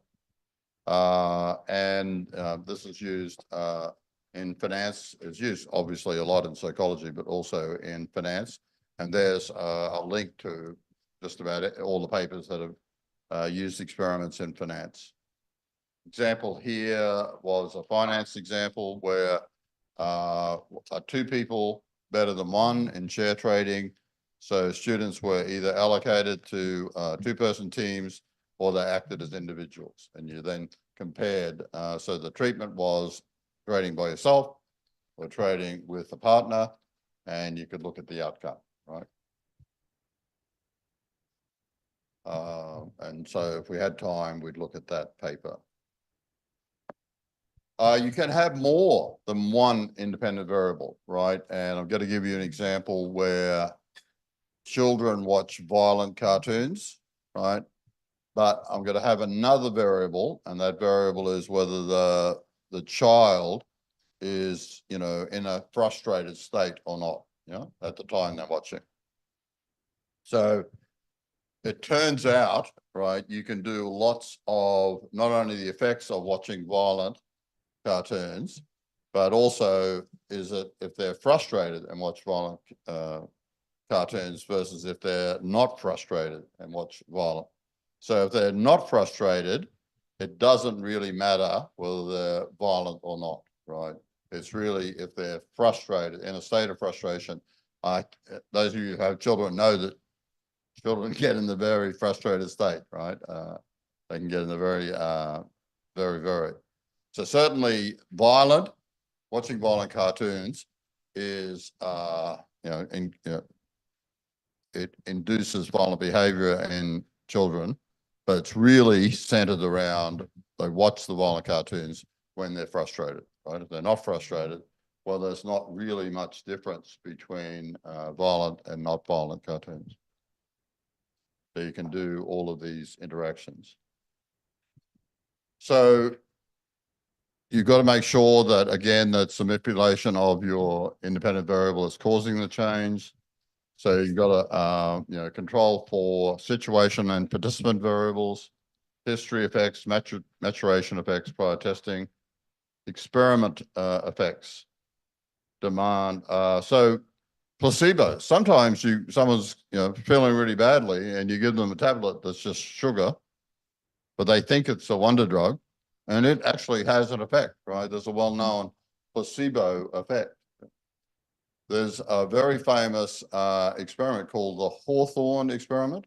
And the whole idea was to go to a factory and change the conditions, the lighting, the airflow, and see whether that affected productivity. Yeah. And it's called the Hawthorne experiment because it was conducted in Hawthorne, which is a suburb of Chicago. So what they found was it didn't matter what they did, performance increased, right? So sort of like the placebo effect. The people were just so happy that someone was taking interest in them that they worked harder. Yeah, someone's taking interest in me. I'll really work harder. So that sort of explained the Hawthorne effect. Sorry, the placebo effect. So you don't just do one experiment though, right? You want to get standard errors, so you do multiple experiments of the same thing, right? So you can use some statistics. So that's designed to reduce experimental error. Yep. It does increase the costs a little bit, right? But that's what you got to do. It's certainly cheaper than going out in the field. And of course, randomization. You're never going to get identical subjects, right? Even if you match, you could allocate them to treatment in random order, but there's things you can't guard against, right? So we're interested in the internal validity, whether the experimental treatment was the sole course, did the manipulation do what it was supposed to? So internal validity is increased by things like control groups, random assignment, and pre-test testing. I should have pre-tested you today, right, to see what your knowledge was of research methodologies, right? And then we could have done maybe we should do that next time, Duke. We send out like a designer survey and we get your knowledge of research methodologies. You do the course, and then a week later, we send you another survey and we see what the change is. Now, how will we do that? Will we ask the same questions before and after? No, probably wouldn't do that, but we'd have a bank of, say, 50 questions. We'd ask you 10 or 15 before, and we'd ask you 10 or 15 after, but we choose them randomly. So external validity. So people might say, well, yeah, it's very impressive results in the experimental lab, but I don't think it applies to the real world because you only use students. Yeah? So that's a question about external validity. Okay, so here's the comeback for that. And so you need to make an argument why, if you use students, why they're appropriate, right? Well, students are smart. right? And they can understand abstract concepts, right? And students in Australia very much like students in Vietnam, right? They're a homogenous group worldwide. Yeah. So I think it's put very well by Vernon Smith. We'll come up to him later. And again, we're just recapping. So Vernon Smith says he happened to be a participant in Chamberlain's original, if you look at the history, Chamberlain's initial, the initial publication of an experimental paper in economics was in Journal of Political Economy in 1948. And Vernon Smith, who received the Nobel Prize for it in 2002, was actually a participant in the experiment. So Vernon Smith says on the issue of students as subjects, the laboratory becomes a place where real people earn real money for making real decisions about abstract claims that are just as real as a share of General Motors. Yeah, because when you think about a share of General Motors is just an abstract claim, right, on the dividends and terminal value of the firm. The other thing is they say, well, look, you're not playing for sheep stations, right? The stakes are very low, right? The stakes are low. So yeah, this is about the students. So low stakes. So these guys, Cameron, they did a study in Australia and Indonesia, and they paid the people the same amount, the participants. So in Australia, you know, it was like $50, right? And that's covered an hour of their time. But in Indonesia, $50 was 2 months' salary, right? And they found no difference in the results, right? So the size of the stakes really really doesn't make much of a difference. So we talked about the biases, you know, and they're the common. These come over from surveys as well.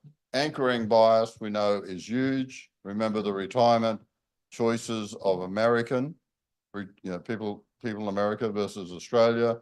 The low sum of money that the people in America end up with and the large sum of the people in Australia, that's all because of an anchoring bias. The default in America is low risk. The default in Australia is high risk. And you need to have ethical approval. And the last famous university that's involved in something like this was Princeton. So it's a Good Samaritan experiment. So the subjects were divinity students at Princeton, and their task was they had to go from here to the next building, 100 yards away, and they had to give a talk on being a Good Samaritan.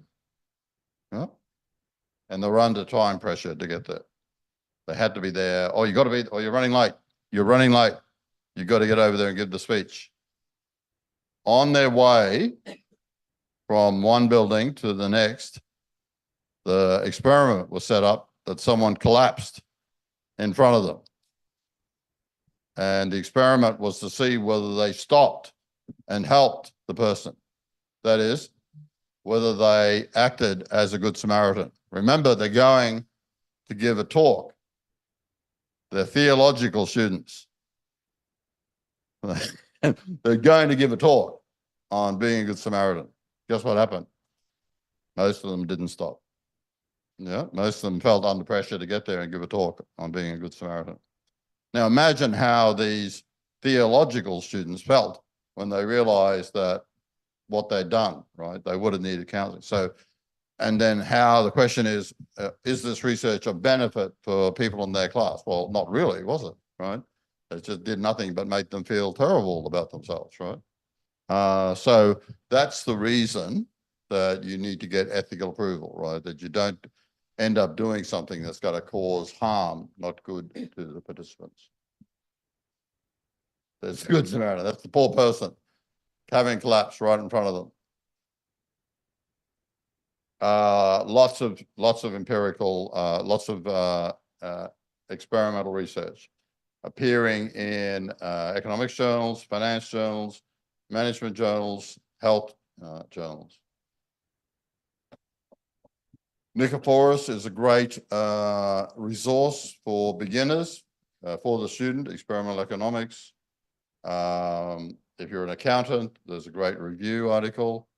So this is a nice one. So you want to run an experiment, now what? Yeah, so that's great. And Feltovich wants to know about laboratory experiments. Of course, we run this course every year, updated each year.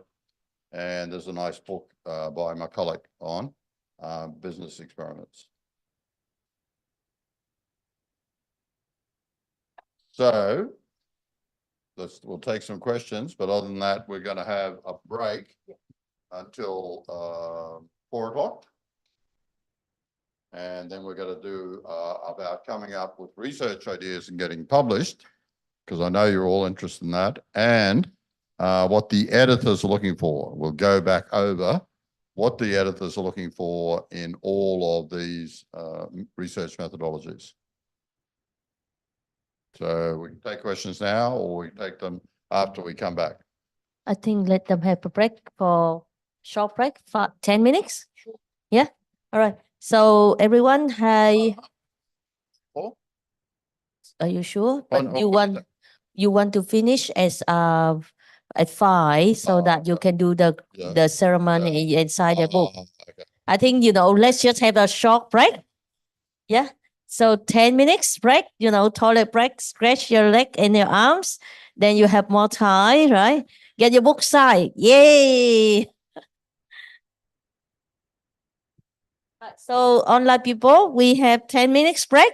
And please make sure you come back here and you sign your attendance, outside for, on-site face-to-face student. And the student online, please make sure you still have your camera on. Yes.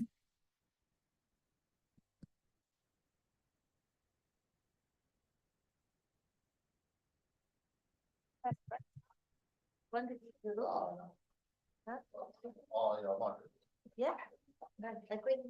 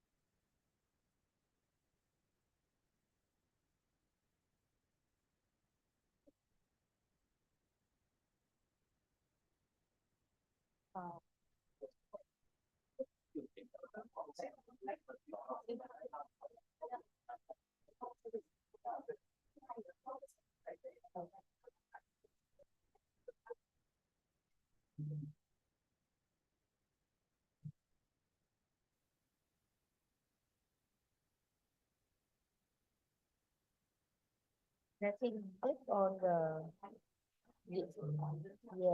what you call the displays. Yeah, that one. And then duplicate slideshow. Right. Now we learn.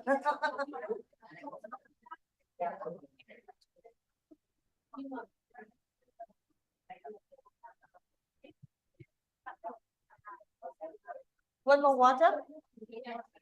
One more water? No? Enough? One more hour.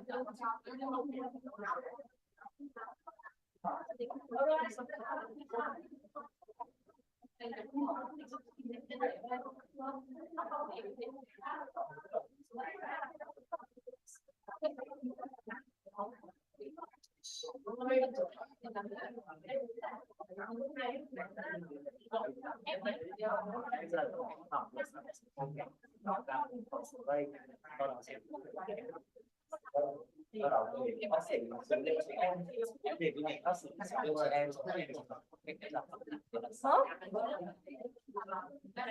Was it in the room? Oh, I have no idea.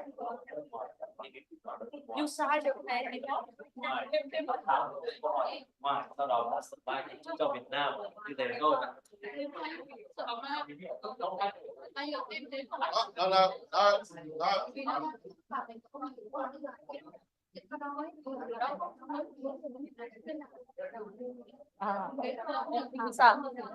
Okay, let's get started. Let's get started. All right, one more hour. Yeah, last, well, this is important though, right? You're interested in, getting published. Yep. So coming up with ideas, should you be looking for gaps in the literature? Should you be trying to advance the field? Should you be focusing on developing existing ideas that already exist or coming up with new ideas? Well, we should look at practice and see what experience people had. Richard Feynman is a very famous physicist, received the Nobel Prize. He, when he graduated with his PhD, he was he was identified as the next big thing in physics, yeah, that he would come up with the next big ideas. So his first job as a professor was at Cornell as an assistant professor. And he kept trying to, well, I have to come up with the next big idea. And he was coming up with nothing, right? And you know, months and years went by and he was coming up with nothing, right? So, yeah, should you be trying to advance the field? Well, he was trying, but he was coming up with nothing. But then one day in the cafeteria, he saw one of the Cornell students was twirling a plate and it had the Cornell medallion on it. And he noticed the medallion was going at a different rate to the rest of the plate. And he got very excited and he started writing down equations and diagrams, took it to his head of department, who'd hired this guy, supposedly the next great thing, never produced anything. And all of a sudden comes in excitedly talking about a plate spinning in the refectory, and the student dining room. And he must have thought, what the hell have I done? I've wasted a position here. But he was excited about it, right? And the diagrams and the work he did based on that spinning plate led to his Nobel Prize, right? So he had been trying to advance the field, but then suddenly he just started working on something that was interesting to him. Yeah, and same. It's like he knew, you know, when you think about it, he knew the field. This spinning plate was of interest to him, probably because it related to something in the field, right? And although he wasn't consciously trying to advance the field, this thing captivated his imagination. And, you know, obviously it was, you know, something that was missing in the field. So, you know, people that go out trying to find a gap in the literature, that sounds like hard work. You know, why not just work on something that really interests you, right? Makes you passionate about it. And they're probably going to be the same thing, right? They're probably going to be very similar thing because you know the literature and something that you find interesting is probably interesting to you because, you know, it's different from what you've seen in the literature. The French poet asked Einstein if he kept a notebook, and Einstein said, what the hell for? I so rarely have an idea, right? So it just tells you that ideas are really important, right? You probably don't need to have a notebook beside your bed in case you wake up with a Nobel Prize winning idea. Ideas are quite special and are rare. And this is for Feynman, right? He wasn't coming up with the idea, but then he got really interested in the spinning plate. And that, you know, turned into the Nobel Prize winning work. So, you know, I think follow your natural curiosity, you know. I never think about, will this, you know, I need to get in tier one, I need to get in tier one. I never think about that. If you do that, you're probably not going to get in tier one. You just concentrate on, you know, whatever you're doing, the theory, test, you know, the method, writing it up, right? If you walk into a room as a stand-up comic and you hope everyone laughs, they probably won't, right? What you've got to do is concentrate on things you control, which is the material and your delivery. You walk into a room at the beginning of a semester hoping you get good teaching ratings, well, you probably won't, right? You should be focusing on make sure you yourself know the material and focusing on getting the message across. That should be the only thing you're interested in. And of course, that will give you good teacher ratings. Yeah? So if you're thinking about, I've got to get a, you know, tier one publication, you've got to do it, and that's your goal, right? But that's not going to happen, right? You've got to concentrate on the research and getting it done. So work on the things you love. Don't worry if you're the first person or the 1,000th. Remember the Heidelberg paper? They were the 10,000 people to write a paper on debt and taxes, but theirs was the best, right? So that goes to show. And here's something that I'm always prepared to do. Be prepared to make a fool of yourself. If you're really trying things, you will look foolish sometimes. The only person who never looks foolish is the one that's not really trying. Yeah. So if you never look foolish, that's probably a sign you're not trying hard enough, right? So I make a fool of myself regularly, right? In fact, I have a thing where I expect to make a fool of myself, you know, 99 times a day. So if I get through the end of the day and I've only made a fool of myself, you know, 90 times, I think I've had a great day, right? I just make a fool of myself in different ways the next day, right? I try not to do it in the same way. So research culture is really important in coming up with the idea. You know, you want to be in a sharing, caring, supportive, you know, research culture, right? Where people are supporting you and sending you things saying, oh, this might be interesting to investigate, right? Then doing the research, you know, it's good to have people that you can talk to about doing the research. Writing the paper, you know, you can share, you know, stories about, you know, writing up things, you know, how do you get started? You write a little bit each day. Yes, that's always a good idea. And then you need colleagues and a good research culture to polish and workshop the paper, right? That's really important. And then, you know, also, and, you know, what journal should I send it to? And if you're lucky enough to get a revise and resubmit, and we'll talk about that soon, then, you know, help with responding to referees. And we also need a lot of help with getting grants and forming networks. That helps. Once you get known by the referees and editors, it helps to get published. And we should always be looking at, you know, help others, supervising, helping others. So this is, you know, in your department, sharing, caring, supportive culture is really important, right? So that doesn't happen just organically. You've got to work on it, right? Every day as I drive to work, I think, what can I do today that's going to make the people in my department feel appreciated and supported? Yeah? So you need to be involved and focused, and I've always been the same, trying to make it a good, caring, sharing, supportive, whether I was a PhD student or just a beginning adjunct, you know, associate lecturer. So it's got to be a focus on my computer. There's a message that says, it's the research, stupid. You've got to be focused on the research. You've got to be working on it all the time. Things that would support a good culture is reading each other's papers and giving comments. It's hard to get someone to read your paper.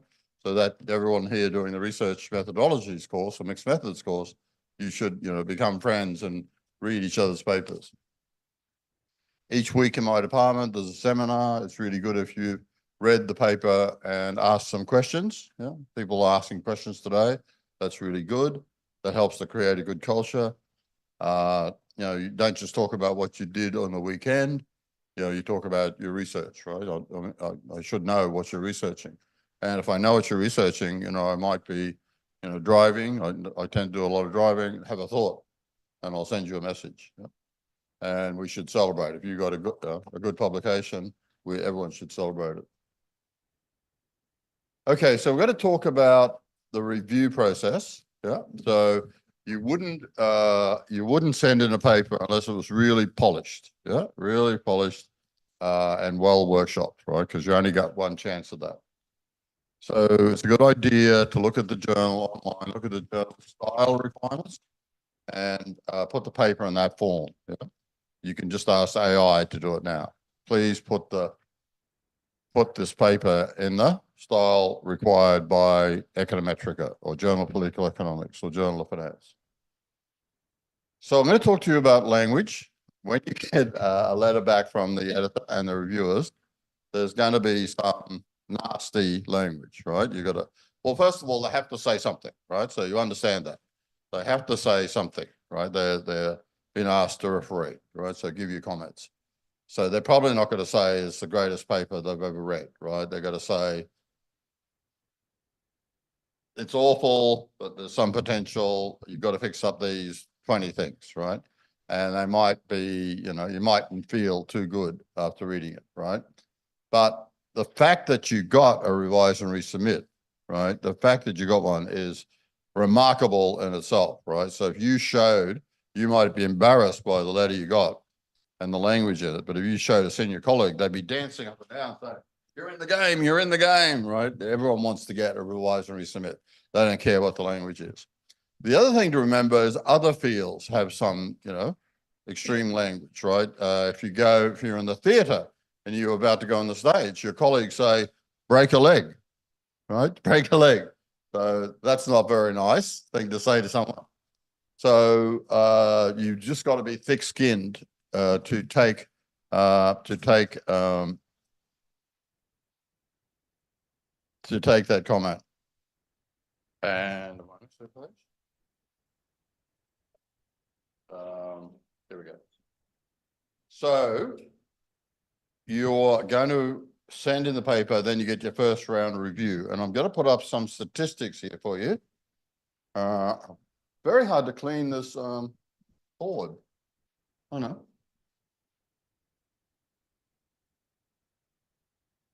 And this is just for a 1 year at Journal of Finance.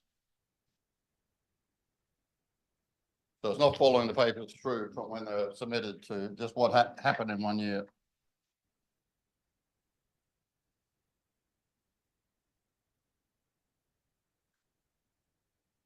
So you got round one. So you got reject.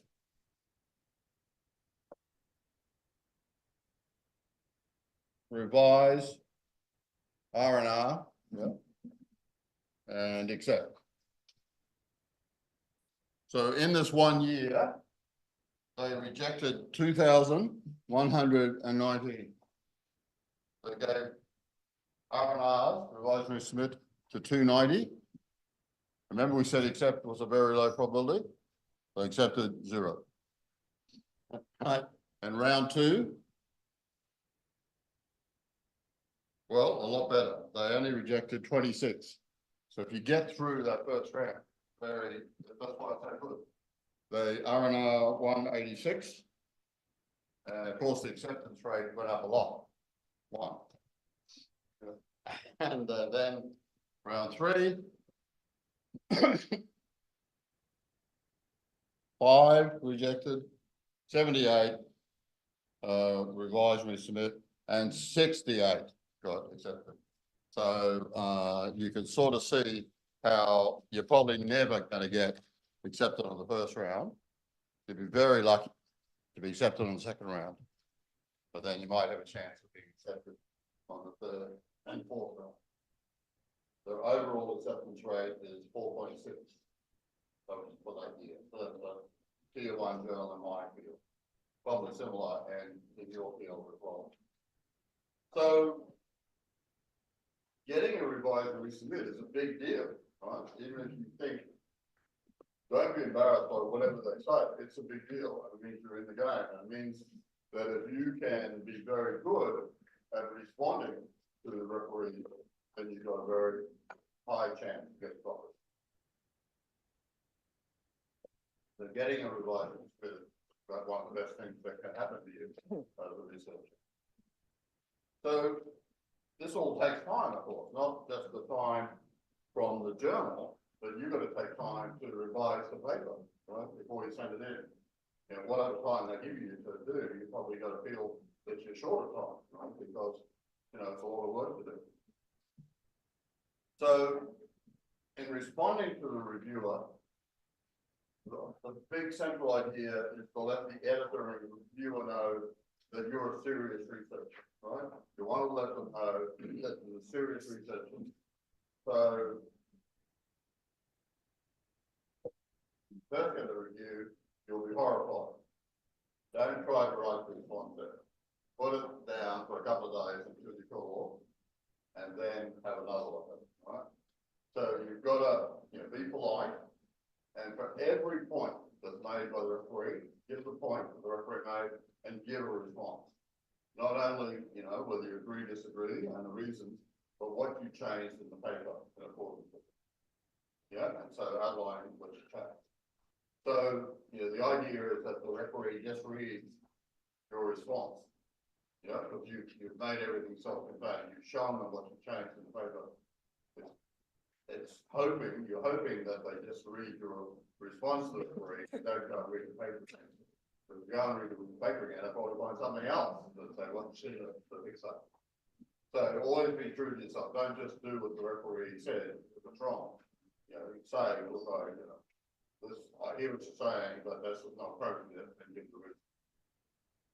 Renee Stoltz was the long-term editor of Journal of Finance, and he wrote, on the website of the Journal of Financial Economics, some tips for responding to referees.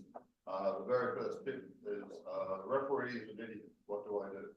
So you can see that the tips are in good spirit, right? So it's well worth reading. So because you're, agreeing, disagreeing, and giving your reasons and outlining what you did in the paper, what you changed the paper, this can be quite a substantial document, right? The response to the referee be 10, 20, 30 pages, right? And if someone did 100 page response to the referee, it actually got up. So what are the lessons? Well, you need to be thick-skinned, because the problem is getting rejected, and also because of the language. You need to be stubborn, because you're going to get rejected, so it'll take a lot of time. So you've got to have the ability to stick at it. And in fact, if you stuck at a human relationship in the same way you have to stick to your research to get it published, you would end up with an apprehended violence order, preventing you from being within 50 yards of the object of your desire, and probably in jail, right? Because you keep going back and back and back and back, right? But you don't end up in jail in academia, you end up published in that field journal. And you need to be organised, right? Just simply because, this could take a few years, right, from when you submit to when the paper is accepted. So you'll have to go back and, remember what you did, where the data was, the programs are, the whole thing, right? So you've got to be organised in your own way. Now, I'm a very successful academic. I don't say a lot about it because I'm more interested in teaching you how to do research, right? I think that's the most important thing that I do with my vocation.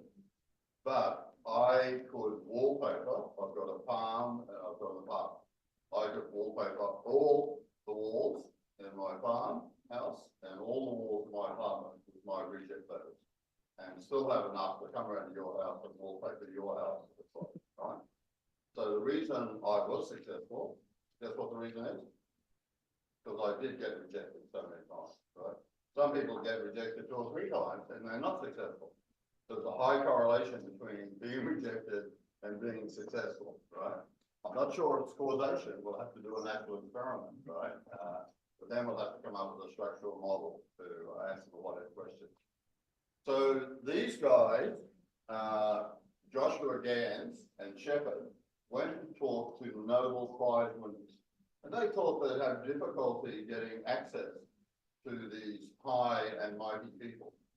But when they heard, the Nobel Prize winners heard, there was a chance to talk about their rejected papers, well, Gans and Shepard found that they couldn't get out of the room. These Nobel Prize winners wanted to keep them there all day, talking about the times they got rejected, right? And they all got rejected. And 50 years later, they're still, upset about it, right? So Black and Charles, that's the Nobel Prize winning.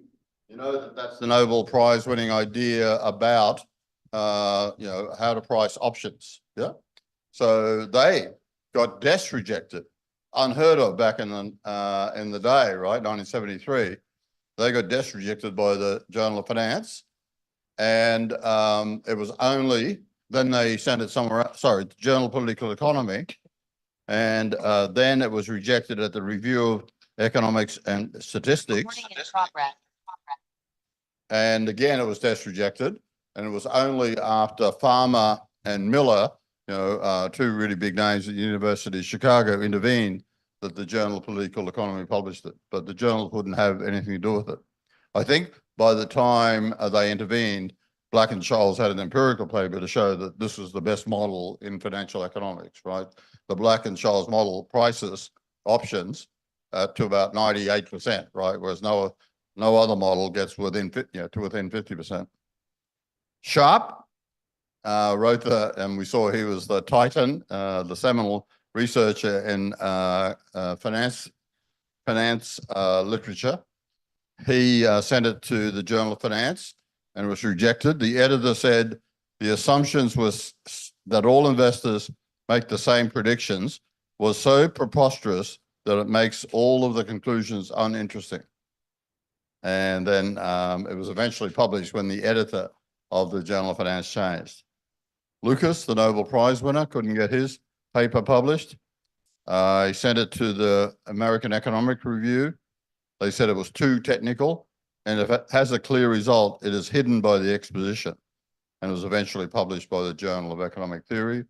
And Akerlof, I think you've heard of Akerlof, probably one of the most famous papers in social science, The Market for Lemons, right? So if, you know, the only reason people are selling their used cars is based on quality, yeah, there's be good cars and then lemon cars, but the people don't know, don't know whether it's a lemon or a good car.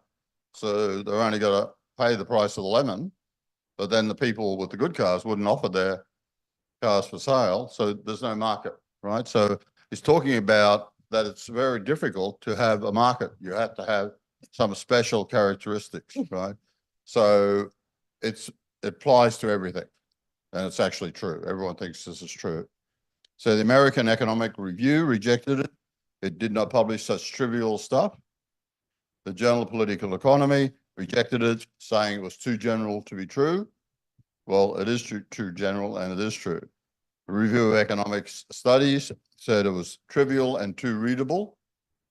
And remember, Lucas was rejected because it was too technical.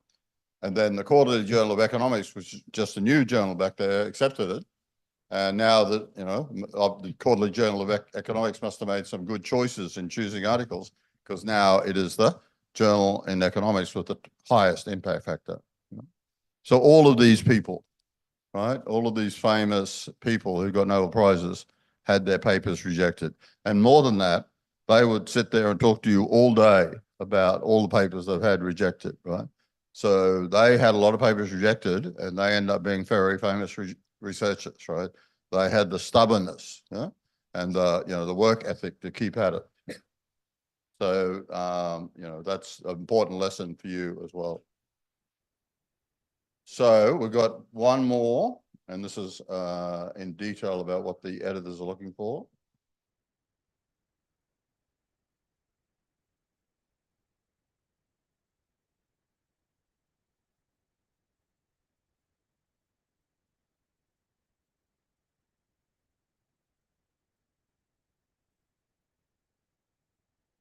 We're getting very good at this. Yes. The PowerPoint 6A, yeah. Yeah, let's go to find it. Yeah, Yeah. that one. All right. And then share. Amazing. And then you Amazing. need to click the. First I do this. Yeah. Yeah. Yeah. First I do this. Then I go here. Yeah. Oh my goodness. Maybe we should start again right from the beginning of the day, because we've got it down now. Yeah. We've really got it down.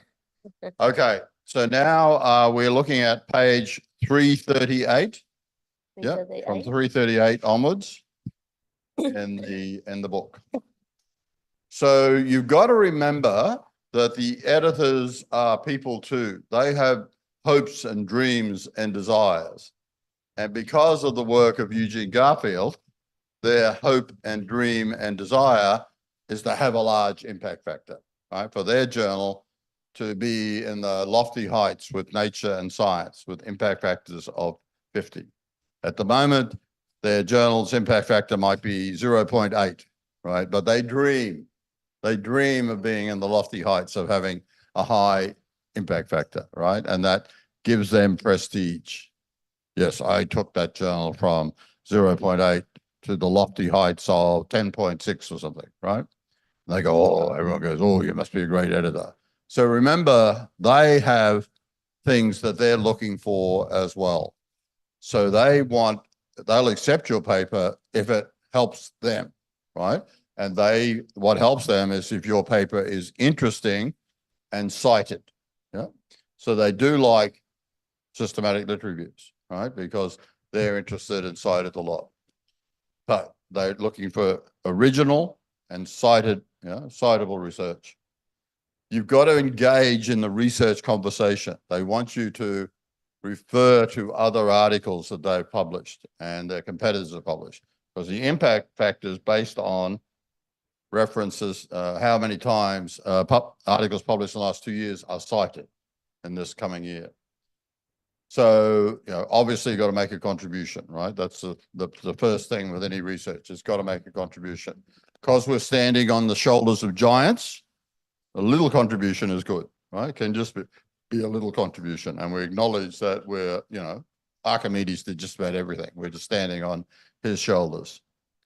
So, you know, if you have a great research question and strong methodology, but then you also need to have a very polished and workshop paper, right? If you've got a grammatical error in the abstract, guess what's going to happen to your paper?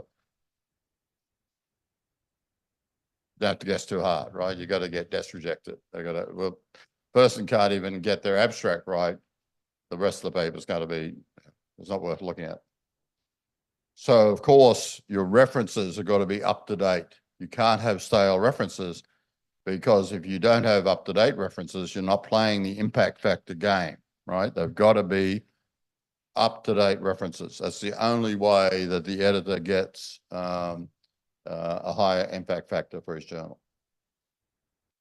So, you know, what we looked at was what's the state of the art, what the editors are looking for. Good example is where to from here. That Dropbox for all the different research methodologies gets updated every year. You can always go back to it, click on it, and see what's new.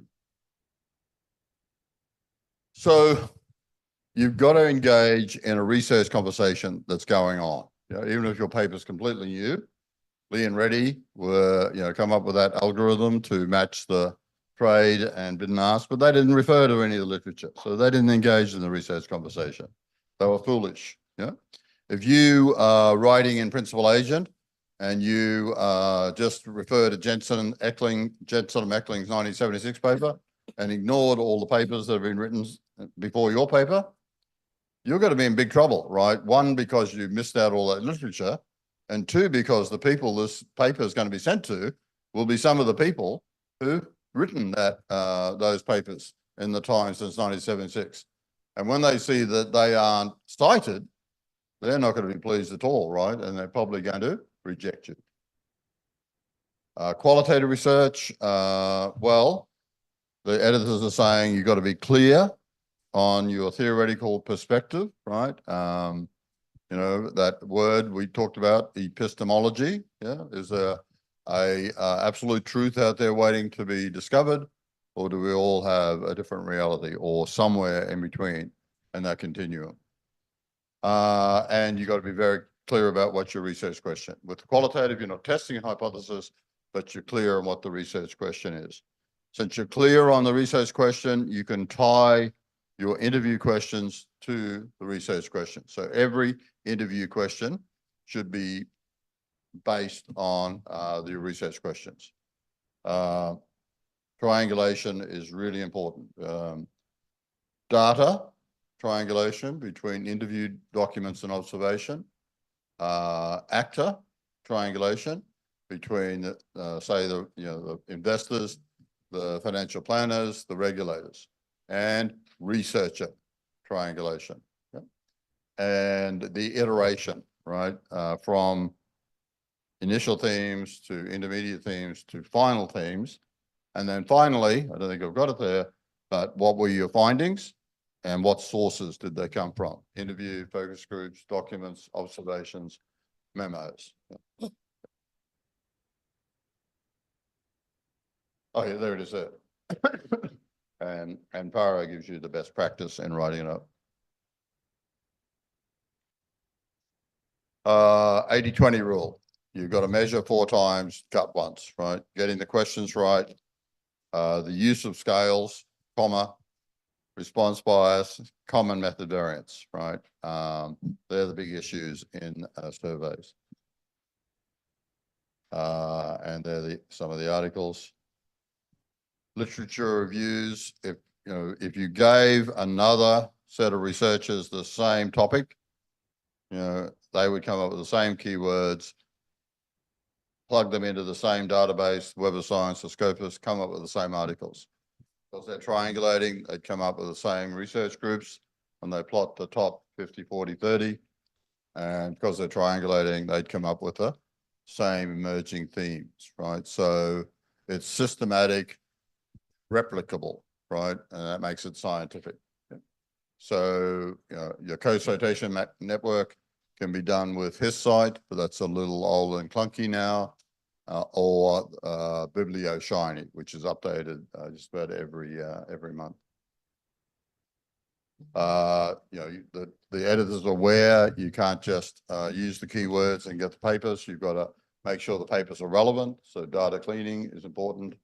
The cited reference check, you know, we would have missed that paper by Kyle in market microstructure if we hadn't done it. You know, what articles are the papers in my collection? What are they referring to? And this paper by Kyle appeared in Econometrica rather than in the top finance journals, but it was important because all these other papers were referring to it.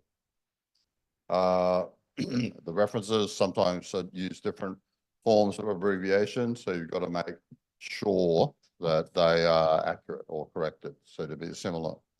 And then you triangulate with other researchers to come up with the research groups for the historical top-sided papers, and then for the forthcoming emerging themes.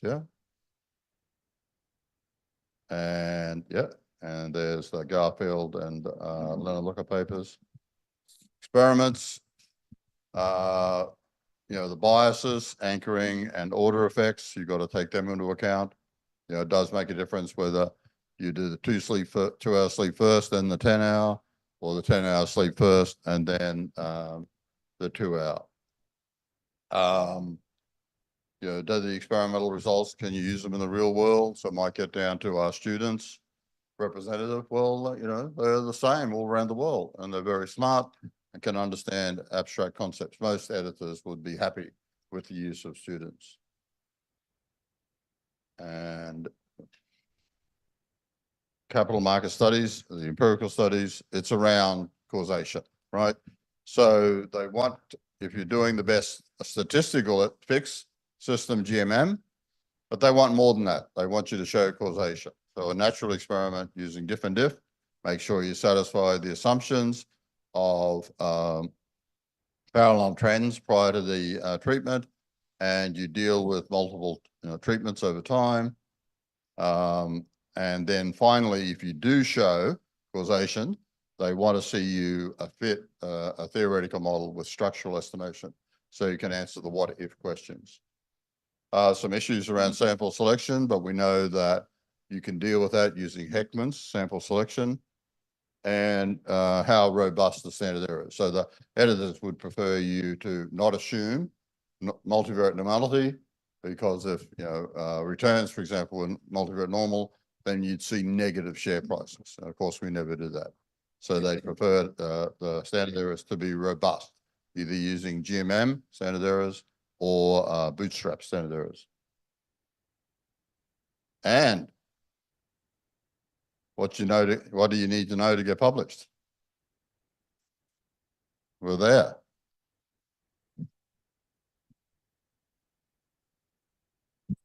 Time for your questions. Time for questions. Otherwise, we're going to do the presentations. Yes. So maybe give everyone some time for questions. Yep. Now, online group, we still have 84 people there. Wow, that's fantastic. We start with around 100, then it's going up to 120. Yeah, and now, after a long day, we still have about 84. So Pretty well good. done. Yeah. And I can see on the face, right? Everyone is very, maybe, can you close the share screen? Yeah. And then I think I put We'll see everyone. I put what we call is a view, please. Gallery. Oh my goodness. What Oh, a hang handsome on. and beautiful group. How do I get here?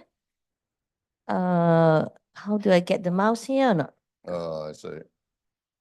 I don't know. Oh, No, that's a mouse. Hang, are you here? Can you get the view? Oh, it's okay.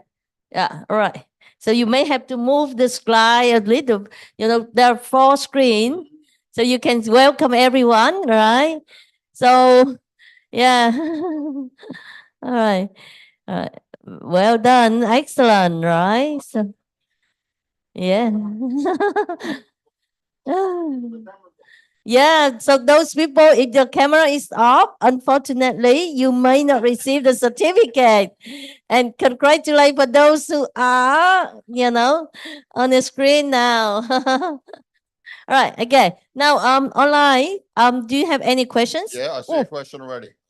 you see already? Yeah. Right, okay. Hang on.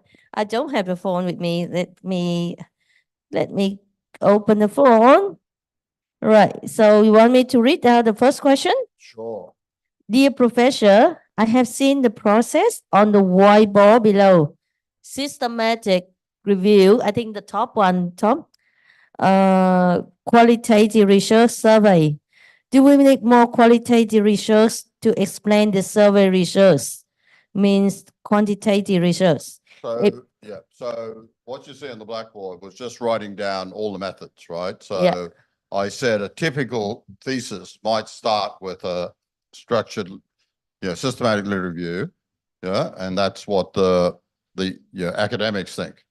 But then it might go to a qualitative, study, because then you see what real business people think, right? And you might get some unique insights from that, and you could combine the two to then go on and do, come up with some survey questions, combining both the results or an experiment or empirical.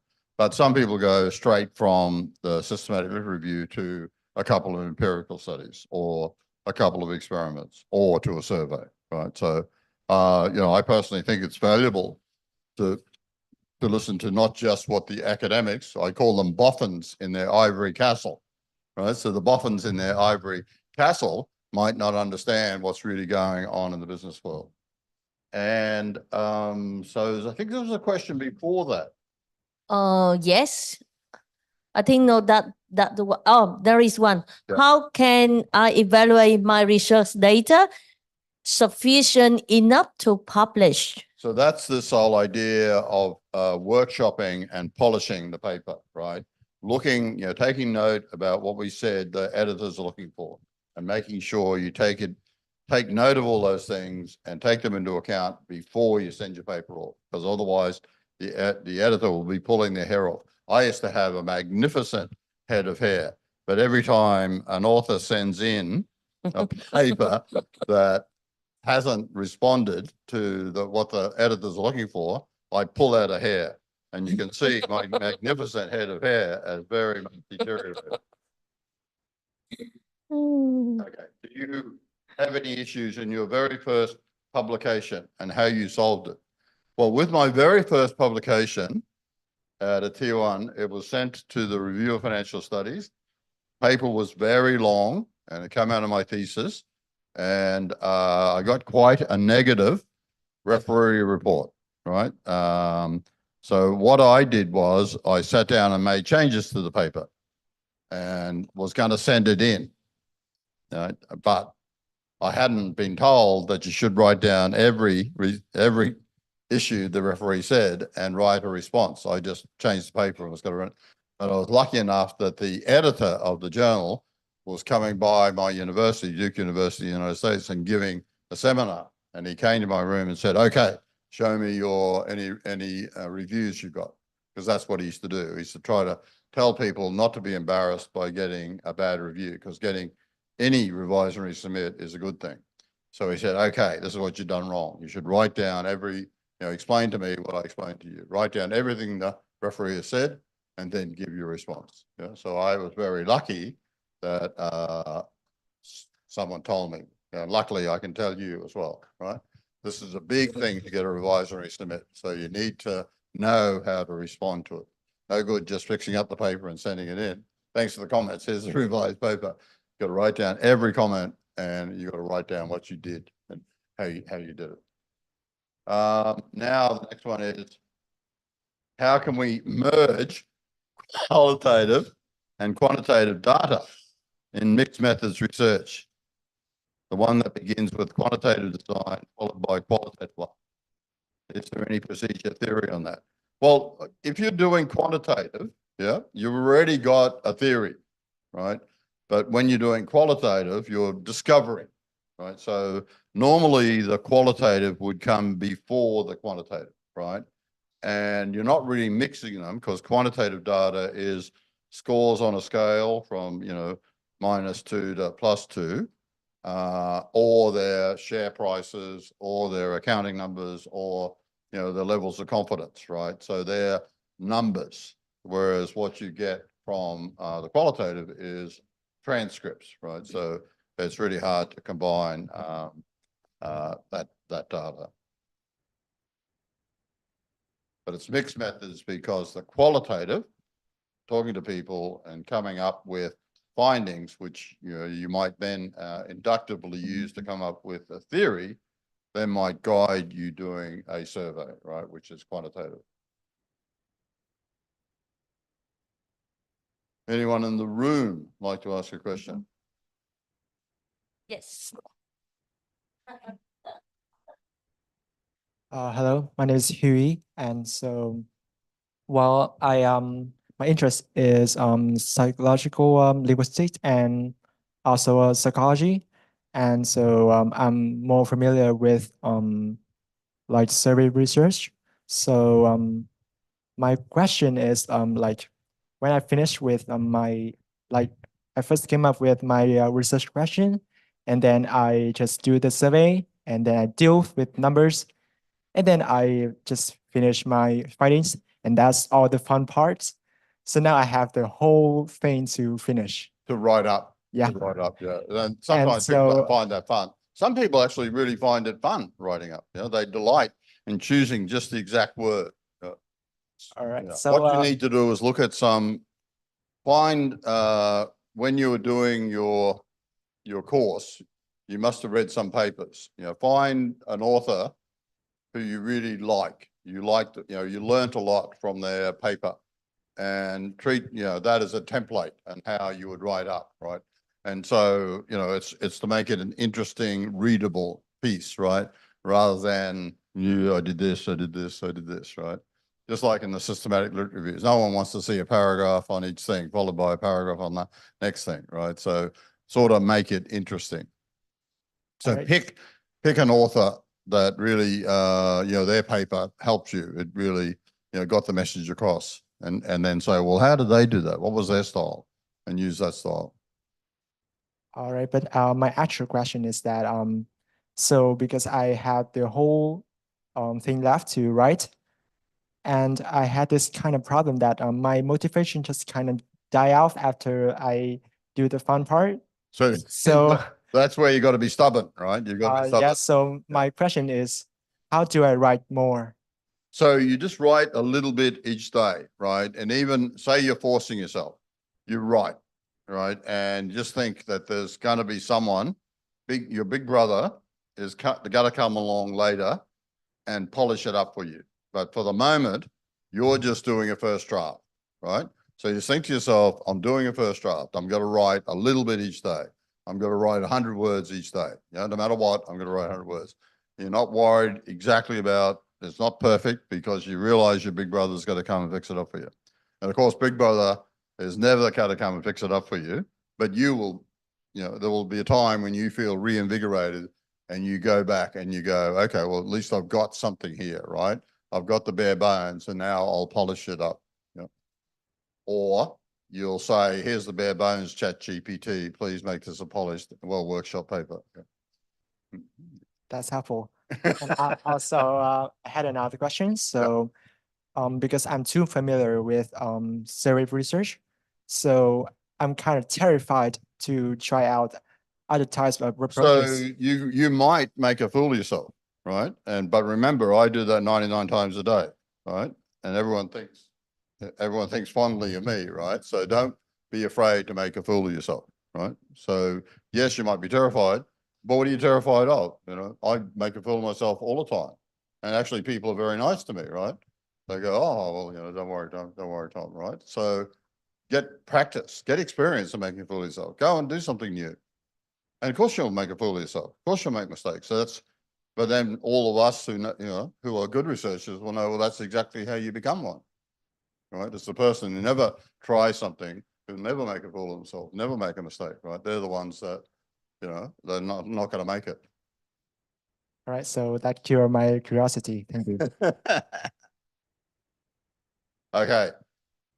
Next, any more questions? Oh, in the front. Thank you so much. So my question is related to qualitative research.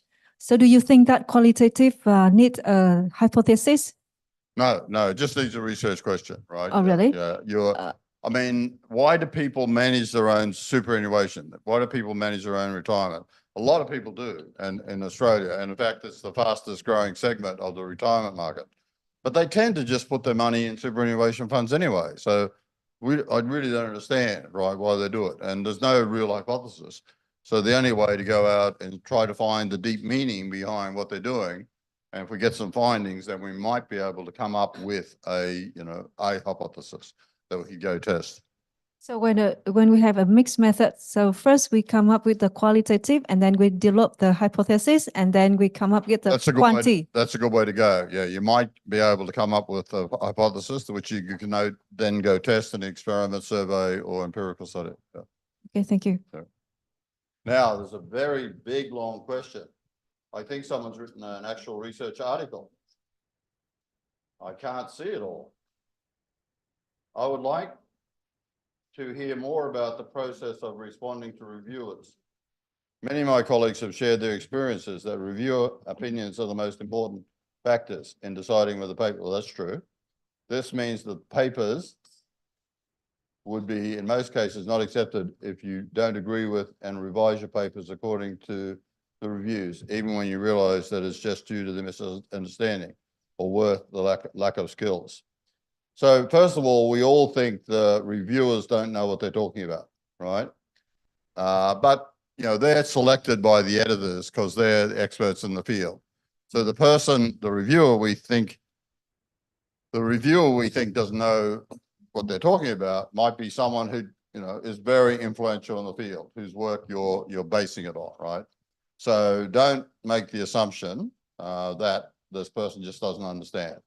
Just think about, well, maybe it's me, yeah?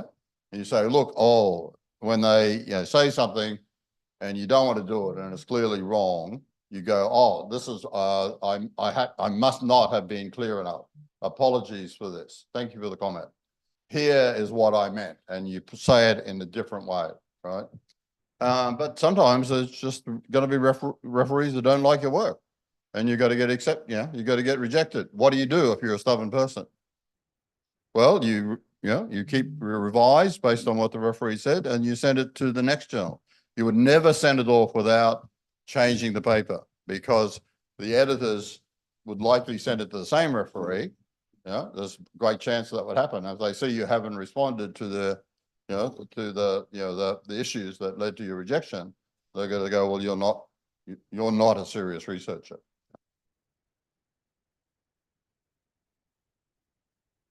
Yep, we've got a question here. Thank you. I would like to ask two questions about the research contribution of the manuscript. So you mentioned before that every research paper have to make the original contribution. So my first question is, It can just be a little one. Yeah, it's like, most times it's a little one. So my question is really how many do we have, like a safe number, how many contributions do we have? So there's someone who studies the PhD process, the research process, has written a very nice article, and it's called "It's Not a Nobel Prize, It's Just a PhD." Very few theses end up with a Nobel Prize, right? So normally people just make a little tiny contribution, right? So just a little contribution is enough, right? Yeah. So you could just maybe be building on existing literature a little bit, showing that something that applies in Vietnam applies in all of Asia, for example, right? Generalizing results. So it doesn't have to be a big contribution. Yeah. Just a contribution. Yeah. And if you can identify some research gaps from the literature review, for example, you do some literature review yourself and you can identify some gaps in the literature. Yeah. So how can you determine which gaps are worth addressing? Just really what interests you, what excites you, what makes you happy to get up in the morning, go into work and research it, right? Not just because it's a gap. It's got to be something that captures your imagination. because, you know, you've got to spend a lot of time on it. So you might as well be something that you are very interested in So and it excited about. doesn't have to be something solving an immediate problem. Remember, in the Hyder and world. Linquist wrote a paper on debt and taxes, and there'd been 10,000 papers before, but they wrote a paper on it because they were excited and interested in it, in this new source of data, which was the changes in state taxes. Thank you. You're welcome. Well, I think we've answered all the questions.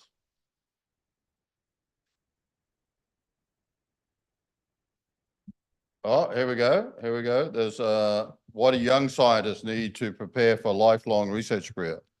They've got to be curious, and they've got to be stubborn, and they've got to be hardworking. Yeah, so that's the main thing I look for. I'm not, and notice I never said smart. They don't have to have the high IQ. The high IQ people tend to burn themselves out early. They, you know, they come up with an interesting question. They go, oh yeah, I think I know the answer to that. And they move on to the next question. So for qualitative research, I think we went through that, right? What the state of the art is, what the editor's looking for, and some good examples.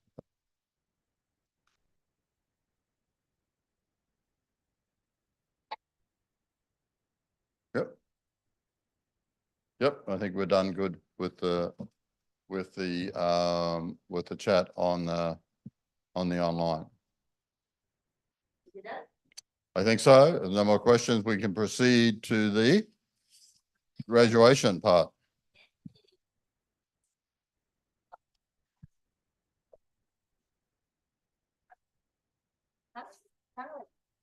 Can you show the graduation screen, please? We're going to need to have a helper with the. Yeah, I see how will be organized, but let's bring the. Yeah. Well, which screen that you have for the graduation? Yeah, you have a screen, anything so that you know something can go through.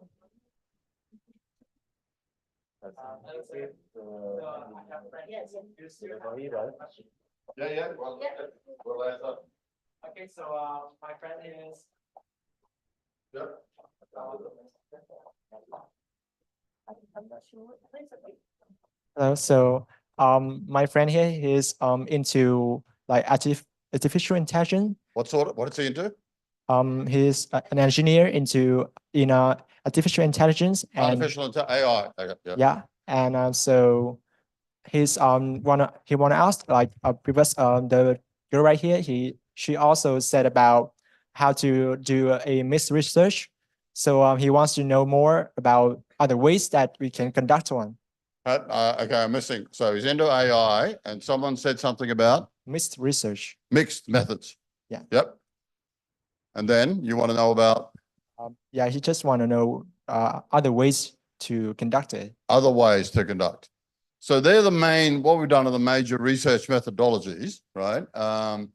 You may see huge developments in systematic lit reviews, right? Because you might say, well, ChatGPT, can you please do a systematic lit review based on, what was said in the Knowledge Bridge Mixed Methods course on systematic lit reviews, right? On the topic of, and then, they might come and give you something that looks like Lynn and Looker's, updated version of resilience, right? Or whatever it is, right? So the artificial intelligence might get to be as good as a researcher in following a template like that, right? But they might find it difficult in coming up with a new theory, right? So, which is what we do. So what I find is I'm able to have leaps. I see some facts, and this is where induction is really important. And that sort of leads me to a leap to a very general conclusion. And then, then I'm sort of able to see if there's any basis for that. And that gives me, sometimes gives me really good hypotheses to test, right? So this making leaps would be hard to get artificial intelligence to do, because I believe it would probably proceed rationally, whereas the leaps that I'm able to make are sort of something wrong with my brain. I see a couple of things and I'm able to go bang. I believe this whole's in general, right? So that big sort of leap might be something that's hard to replicate with AI. But it's very interesting, isn't it? Right? It gets back to ontology, right? How do we know what we know, right? And how does the mind work, right? So how does artificial intelligence work? Well, we need to know about that. We don't really know how our own minds work, right? So it's a very interesting area to study. The Russians believe that they can find out how the mind works and transfer the consciousness of a person's mind into the internet, right? So their consciousness lives forever separate from their body, right? They believe they're only 25, 50 years away from being able to do that.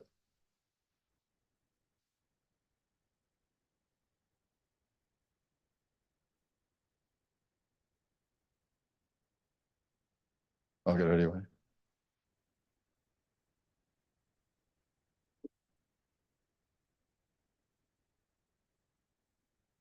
Oh, they got it.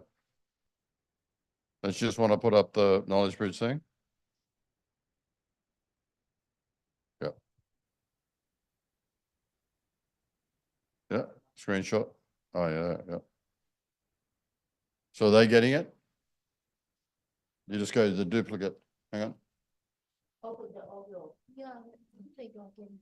Okay, they're getting it. Okay, great. Okay, are we ready to do the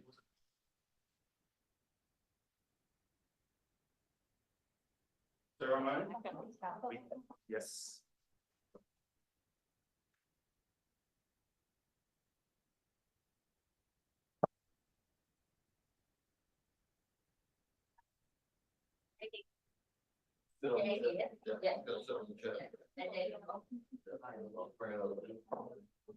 Take pictures of my feet. I don't, I promise. Yeah, right.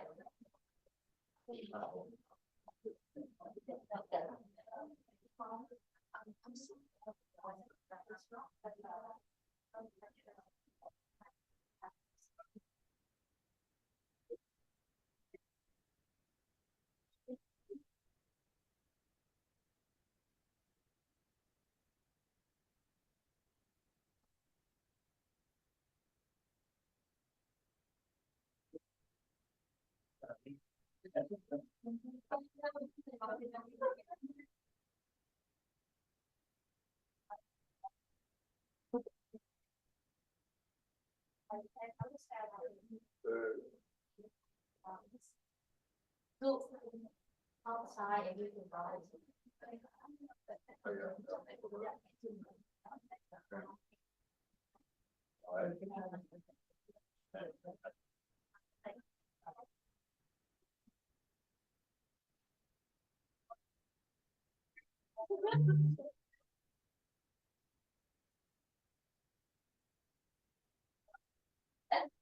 you want you sign the paper while you waiting?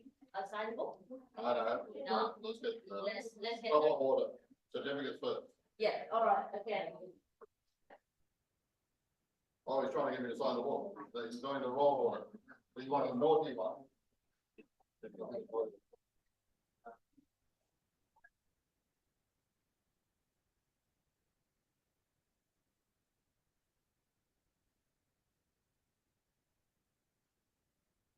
Look, I'm getting on the naughty one. I'm getting on the naughty one. All right, again. Right, all right, if you want Tom sign your book, cue it up.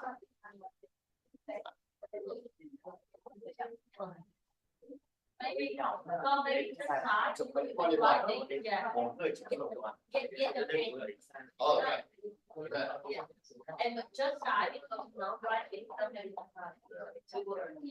Okay, decide.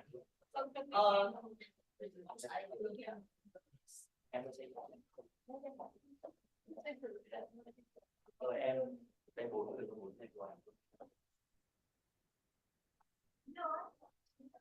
Rồi, one photograph.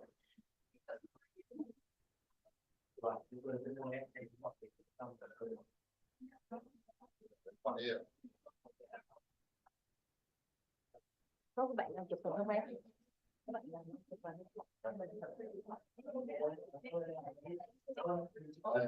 Yeah, yeah, we take a picture. Yeah,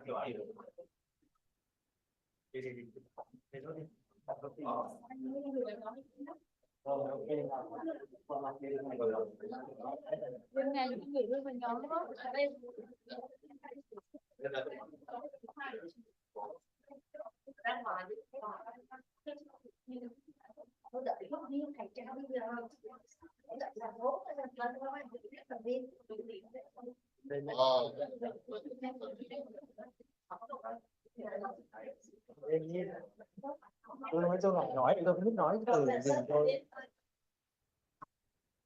Okay, right. When the team is ready.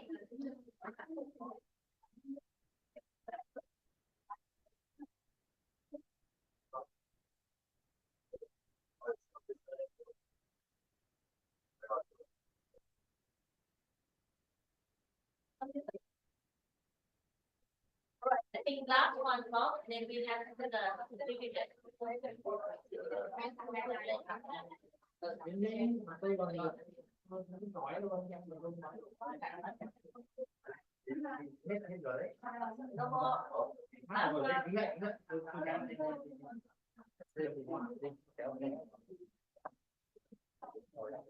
Last one, Tom, please. No more, please, later. Follow it. Follow it, all right. Shh. Silent, please. All right. I understand that this is the moment that everyone is waiting for, right? So, right. We make now. So on my hand here are the list of the participants who have done great job today, and Tom decided he would like to hand the certificate to those people, right? Right. So the procedure is I make announcement on the name. You come here, get certificate from Tom, and you stay behind. All right. For six, six people. We take one of the group photo, right? Then you can go back, right? Okay. Yeah, individual photo and group. All right. Okay. Now, if your name is not there, it's not right. Please be patient, right? Wait until the end, and we check the list. It could be because you naughty, you didn't, yeah, you were late, or we could miss it, or we may give you just extra homework to do. Yeah. Yes. All right. Okay. And right. Okay. So I would like to invite the first person, the Mr. Phan Xuân Thắng. Thắng did a great job today. He was here helping with all the technical things. Right. All right.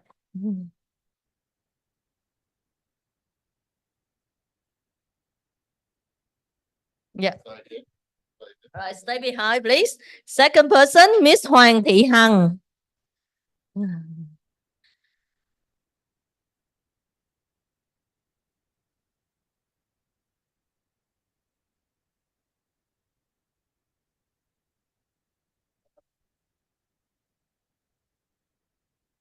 Right. Then we have Vũ Phương Anh. Hằng, stay here. 6 people. Vũ Phương Anh. Right.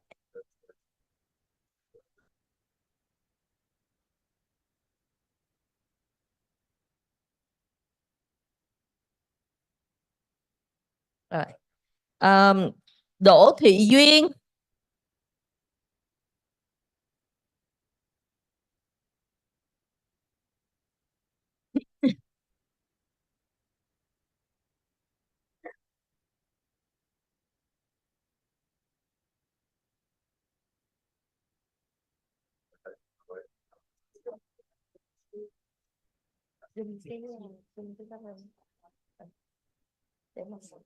Right, Phạm Hương Giang.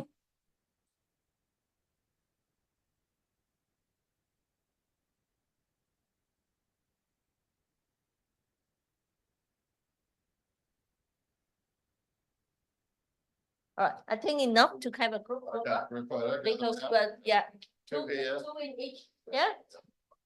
All right. Two in each side. Tháng. Oh, 7. All right, yeah. That's good.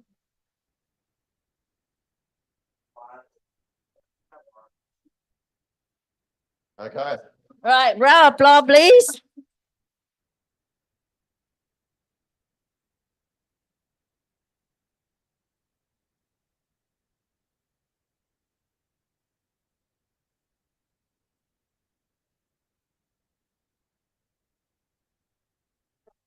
All right, now we go to the second group.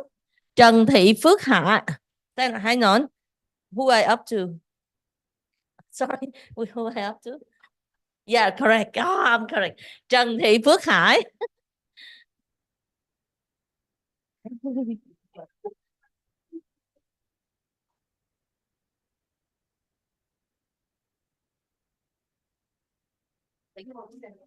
Right. Trần Thu Hằng.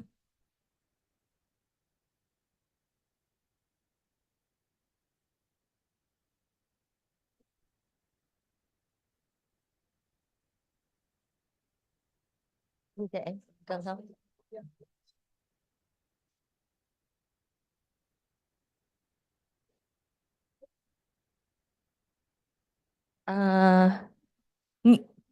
Nguyễn Quang Huy. Okay. Two Nguyễn Quang Huy, but it should be the same. We are two person Nguyễn Quang Huy. Không sao. No gì.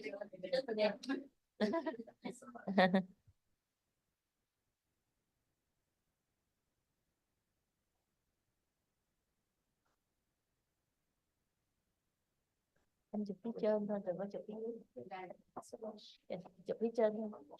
And another Nguyễn Quang, say here. Group photo Nguyễn Quang Huy. Another Nguyễn Quang Huy.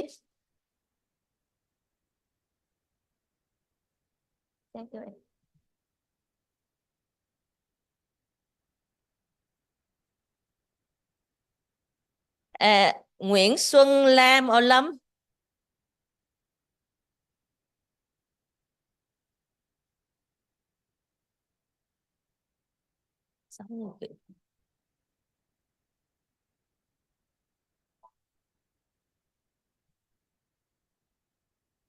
That might be enough. Yeah, Yeah. fine. Okay. 3 on this side. And Yes. 2 on your side. Yeah. All right. The 3 over here. Yep. So 2 here and 3 over there. Yeah, that makes it 3-3. Yeah.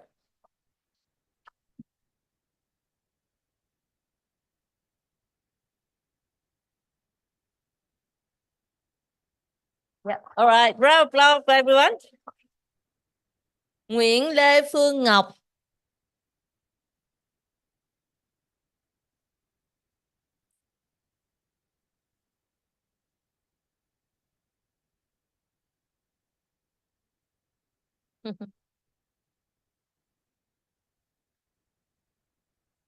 Đây đấy. Hoàng Bảo Ngọc.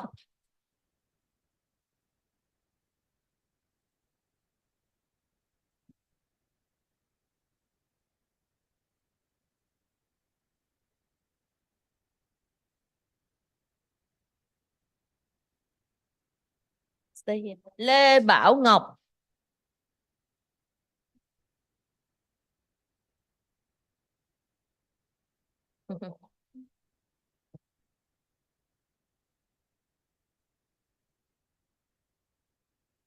Trịnh Thị Nhuần. Nhuận hả? Trịnh Thị Nhuần.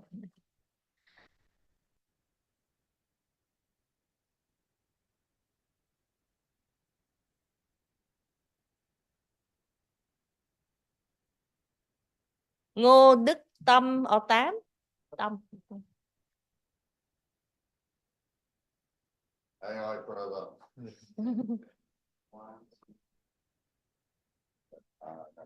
All right, I think it's enough. Yeah, 2 here and 3 here. One more on the side. One more on the side. So we have 3 and 3.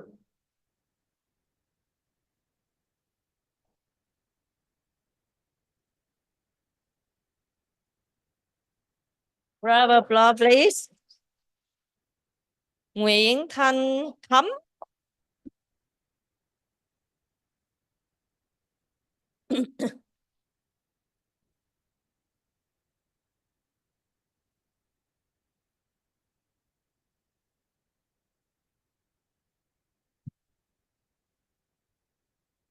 Stay here, stay here, stay here. Đoàn Lê Thanh.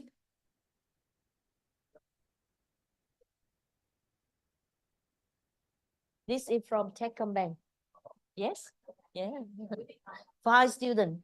6. Oh, oh. Oh, Đoàn Lê Thanh mà. On that. Yeah. Của bạn trước. Ủa, sao vậy? Well, good pick up. Okay. Pick up, Yeah, pick yeah, up. yeah.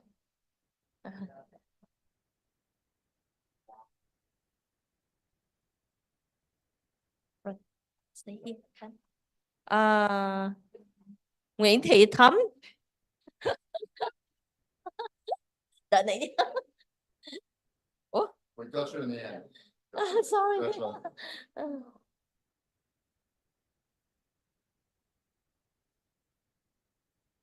right.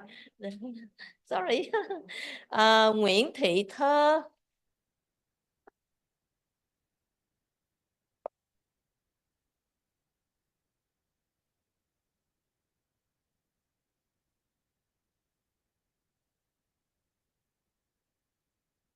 Trần Thị Cẩm Thúy.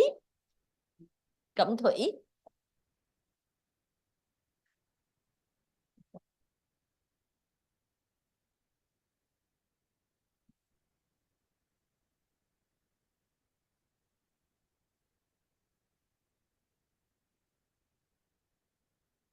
Yeah, then we please 2 person here and 3 person here.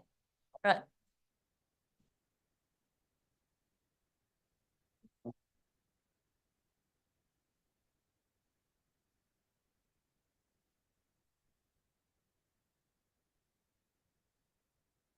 Right. Thank you. All right, we go to the next group. Trần Nguyễn Thị Thúy or Thủy. Mình có. Yeah, phải không? Nguyễn Thị Thu Trang. Oh, okay. Then Dương Thị, Lê Thị Thu Trang.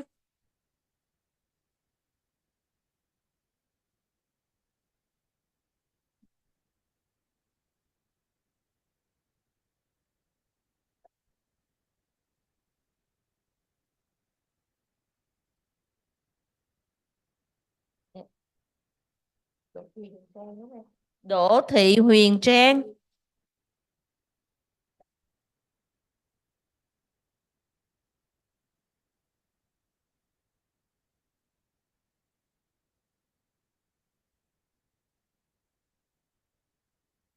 Trần Ngọc Thanh Trúc. Also from Techcombank. Five star R&D, yeah, research office.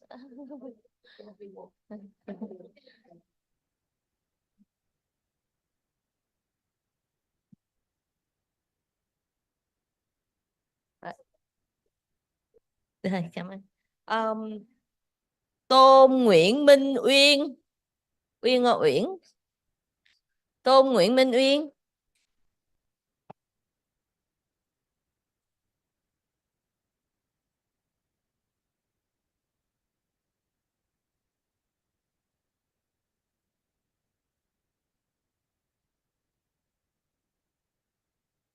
Trần Thanh Vân.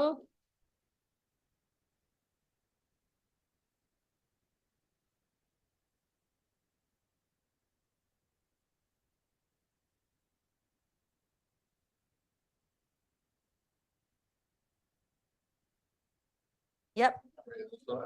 3 this side, 3 on left and 2 on the right, please.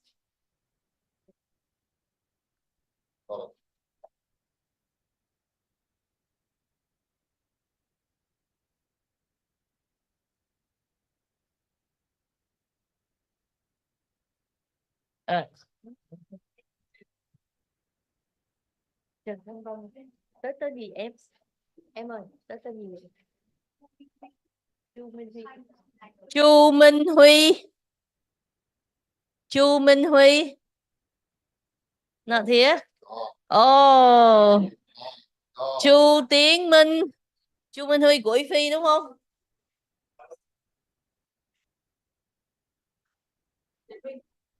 Tiến Minh ạ.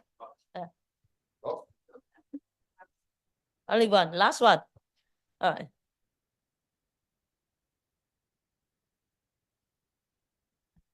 All right.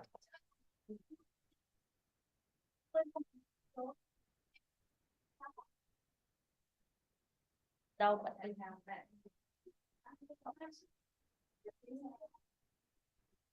bạn Nga không đi học buổi chiều nguyên buổi luôn. Không, bạn Nga đi dạy, bạn Nga có nhắn. Rồi, ok, lên đây.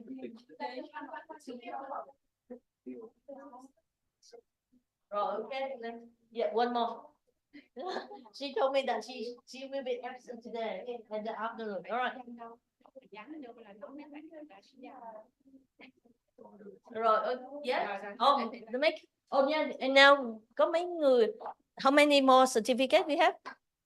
Mấy cái certificate của vi có xong chưa? Rồi. Vậy còn last one nhé. All right, one more. One more time. Chu Minh Huy. Final call. Chu Minh Huy. Sorry, I keep it. You want a group photo? Wait for that, yeah? Yeah, wait. All right, so we have on the online, on the list, let I see. Oh, it's hard for me. Right, how many online still here? 54, excellent, right. So the online, if the online participant, congratulations for staying here. Huh?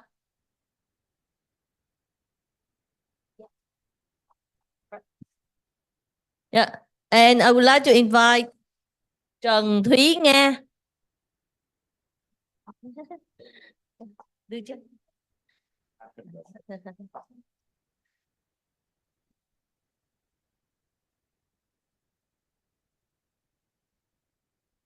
Thank you. Right. Yep, a big, everyone please, let's have, is it possible to have a big group photo? Yes. Yeah.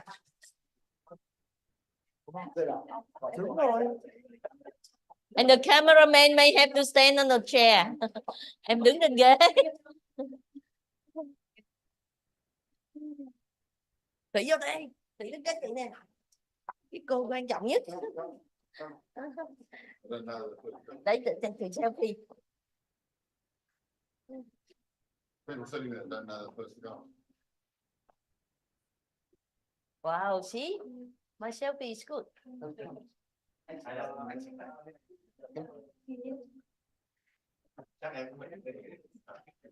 Có phần một nhóm người đứng trên ghế không? Yeah. Rồi. Dạ. Rồi mấy bạn trai. Mấy bạn nam khủy gói chút xíu. Yeah.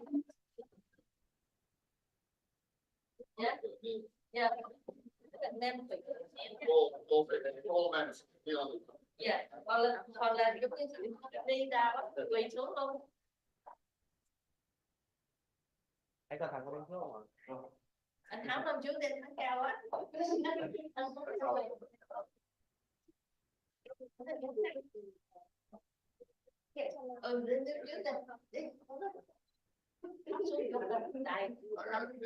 Lên trước đây. Dạ, ok. Bạn đừng có cao lên. Hay là chị đi trước rồi. Bạn có muốn ra trước đây nha. Hay là chị ta làm trước ạ? Được chưa? Chưa các bạn đẹp.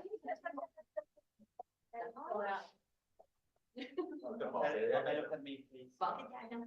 Cái chai không? Chai một ít rồi.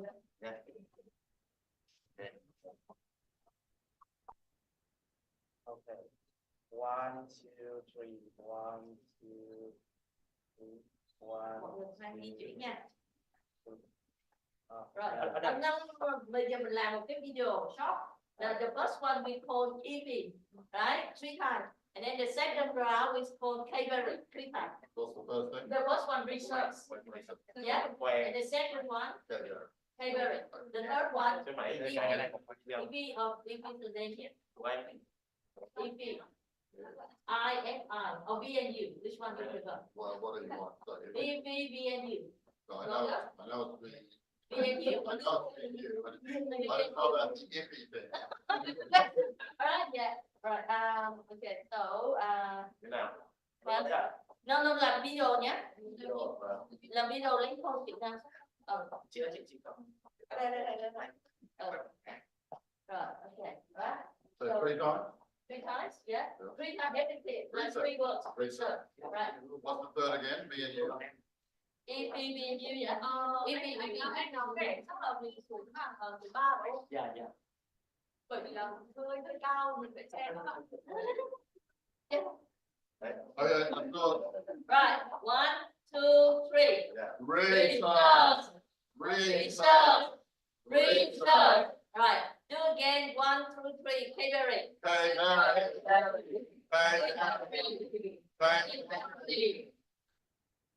Then one more is IFI-VNU.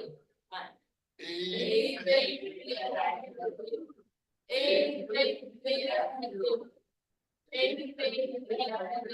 And the last one, Professor Tom Smith. All right, loud and clear. Yeah? 1, 2, 3. Professor Tom Smith. Professor Tom Smith. Professor Tom Smith. Great job, everyone. Come on. Come on. Ủa chị em biết nào không? Vẫn không biết.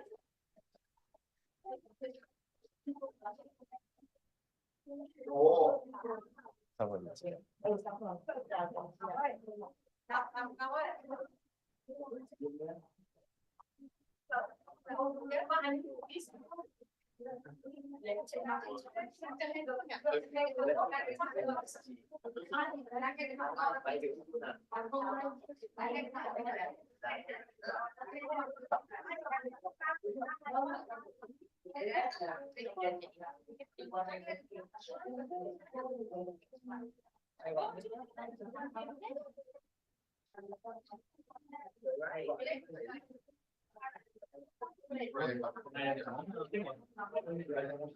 Cái nhóm xe của anh đâu? Cái của anh đâu?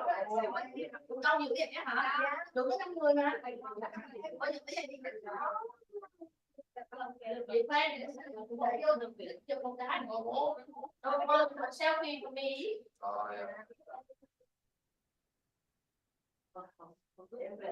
Breakdown. Không thiếu không tại gì thắng vô không cái bạn nào đây ở đây có chuyện đó ô thế thì rồi chụp đi Ý ở đây nhóm check lúc này là đóng tiền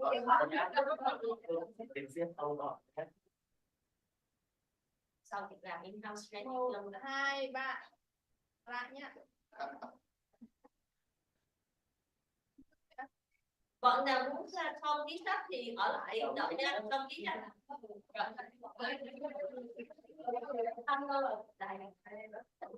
Dạ, tại đây bọn sẽ có gì để làm in-house training không về đúng rồi, làm in-house training cho con tay luôn. Rồi, bây giờ bạn nào muốn không ký sách thì cứ ký sách á, thì mình sẽ tranh thủ 15 phút nha. Online xong rồi hết rồi phải không? Vẫn còn bộ em. Ủa? Ngọc Anh. Rồi, cảm ơn các bạn online đã ở lại giờ này. Ngọc Anh ơi, em còn ở đây không? Nếu như mà chắc là Đức sẽ tag một cái screenshot của những bạn ở đây đến giờ này. Camera vẫn mở để tắt cái offline này, remove spotlight. Đây. Đó, ok rồi. Rồi, rất là các bạn online tắt hình đi. Ngọc Anh rồi, bây giờ mình chụp một tấm hình cuối cùng của các bạn online để cho các bạn online về nghỉ nha. Cảm ơn tất cả các bạn rất là nhiều. Những bạn ở đây là Đức hứa một điều chắc chắn là các bạn sẽ có certificate. Nhá. Rồi Ngọc Anh với lại bạn Thủy sẽ gửi cho các bạn để chụp. Rồi. Và tiếc là các bạn sẽ không được phone Đức đâu nhỉ? Okay, Tom, can I have my phone please? Rồi, mình rồi để Đức xem nha. Rồi, bạn Thủy và bạn Ngọc Anh sẽ giúp gửi certificate cho các bạn, và bây giờ Đức sẽ chụp một tấm hình bằng phone của Đức nè. Có thể phone nó không có đẹp bằng, nhưng mà ít nhất là cũng có được cái giống như cái record ha. Cảm ơn các bạn rất là nhiều. Biết là học online thì sẽ vất vả hơn, đúng không? Không vất vả đi lại nhưng mà lại vất vả tập trung và phải chịu nhiều cám dỗ, đúng không? Rồi, có bạn nào muốn chia sẻ gì không? Đức sẽ mở Zoom online lên. Đức mở audio online nè. Rồi đợi Đức chút làm sao mà mở audio nhé. Rồi.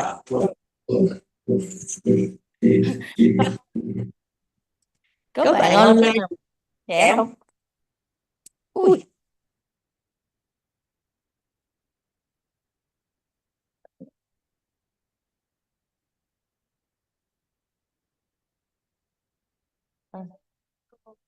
Rồi cảm ơn bạn.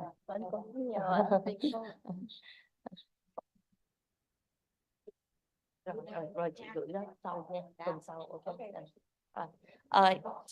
Tom, they want to say goodbye to you. Bye. Come on. Cảm ơn. Come on. Thank you. Been a pleasure.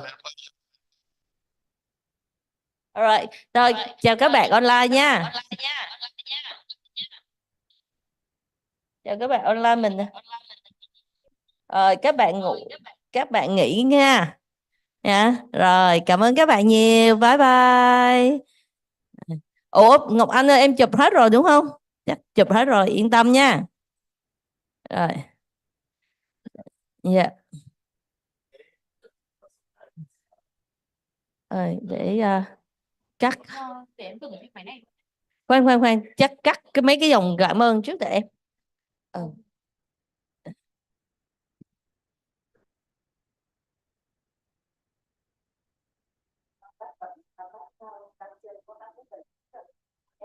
Hẹn giờ khác em nhanh hơn tại vì chị cũng muốn nhưng mà mình bắt đầu tại rồi.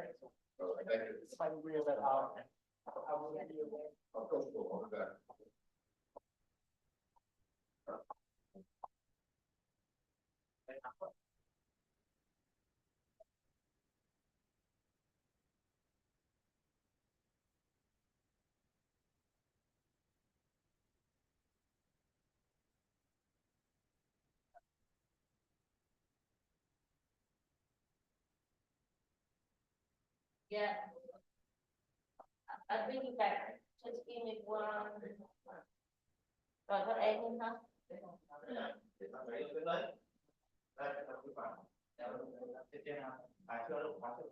So I think the dinner with the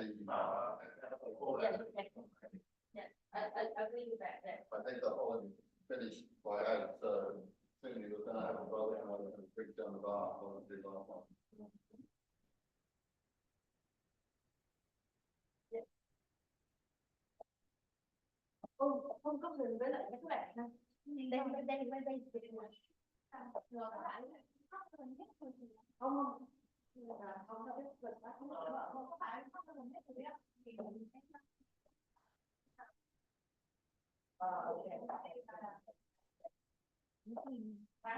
GDP có cần đáp ứng với không hả?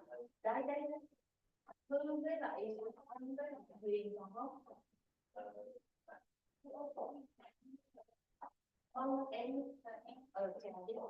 Em chào rồi đấy ạ. Em chào em luôn nha. Em là host thôi. Em là host. Không, em nghĩ là chị là host đấy ạ. Bởi vì cái máy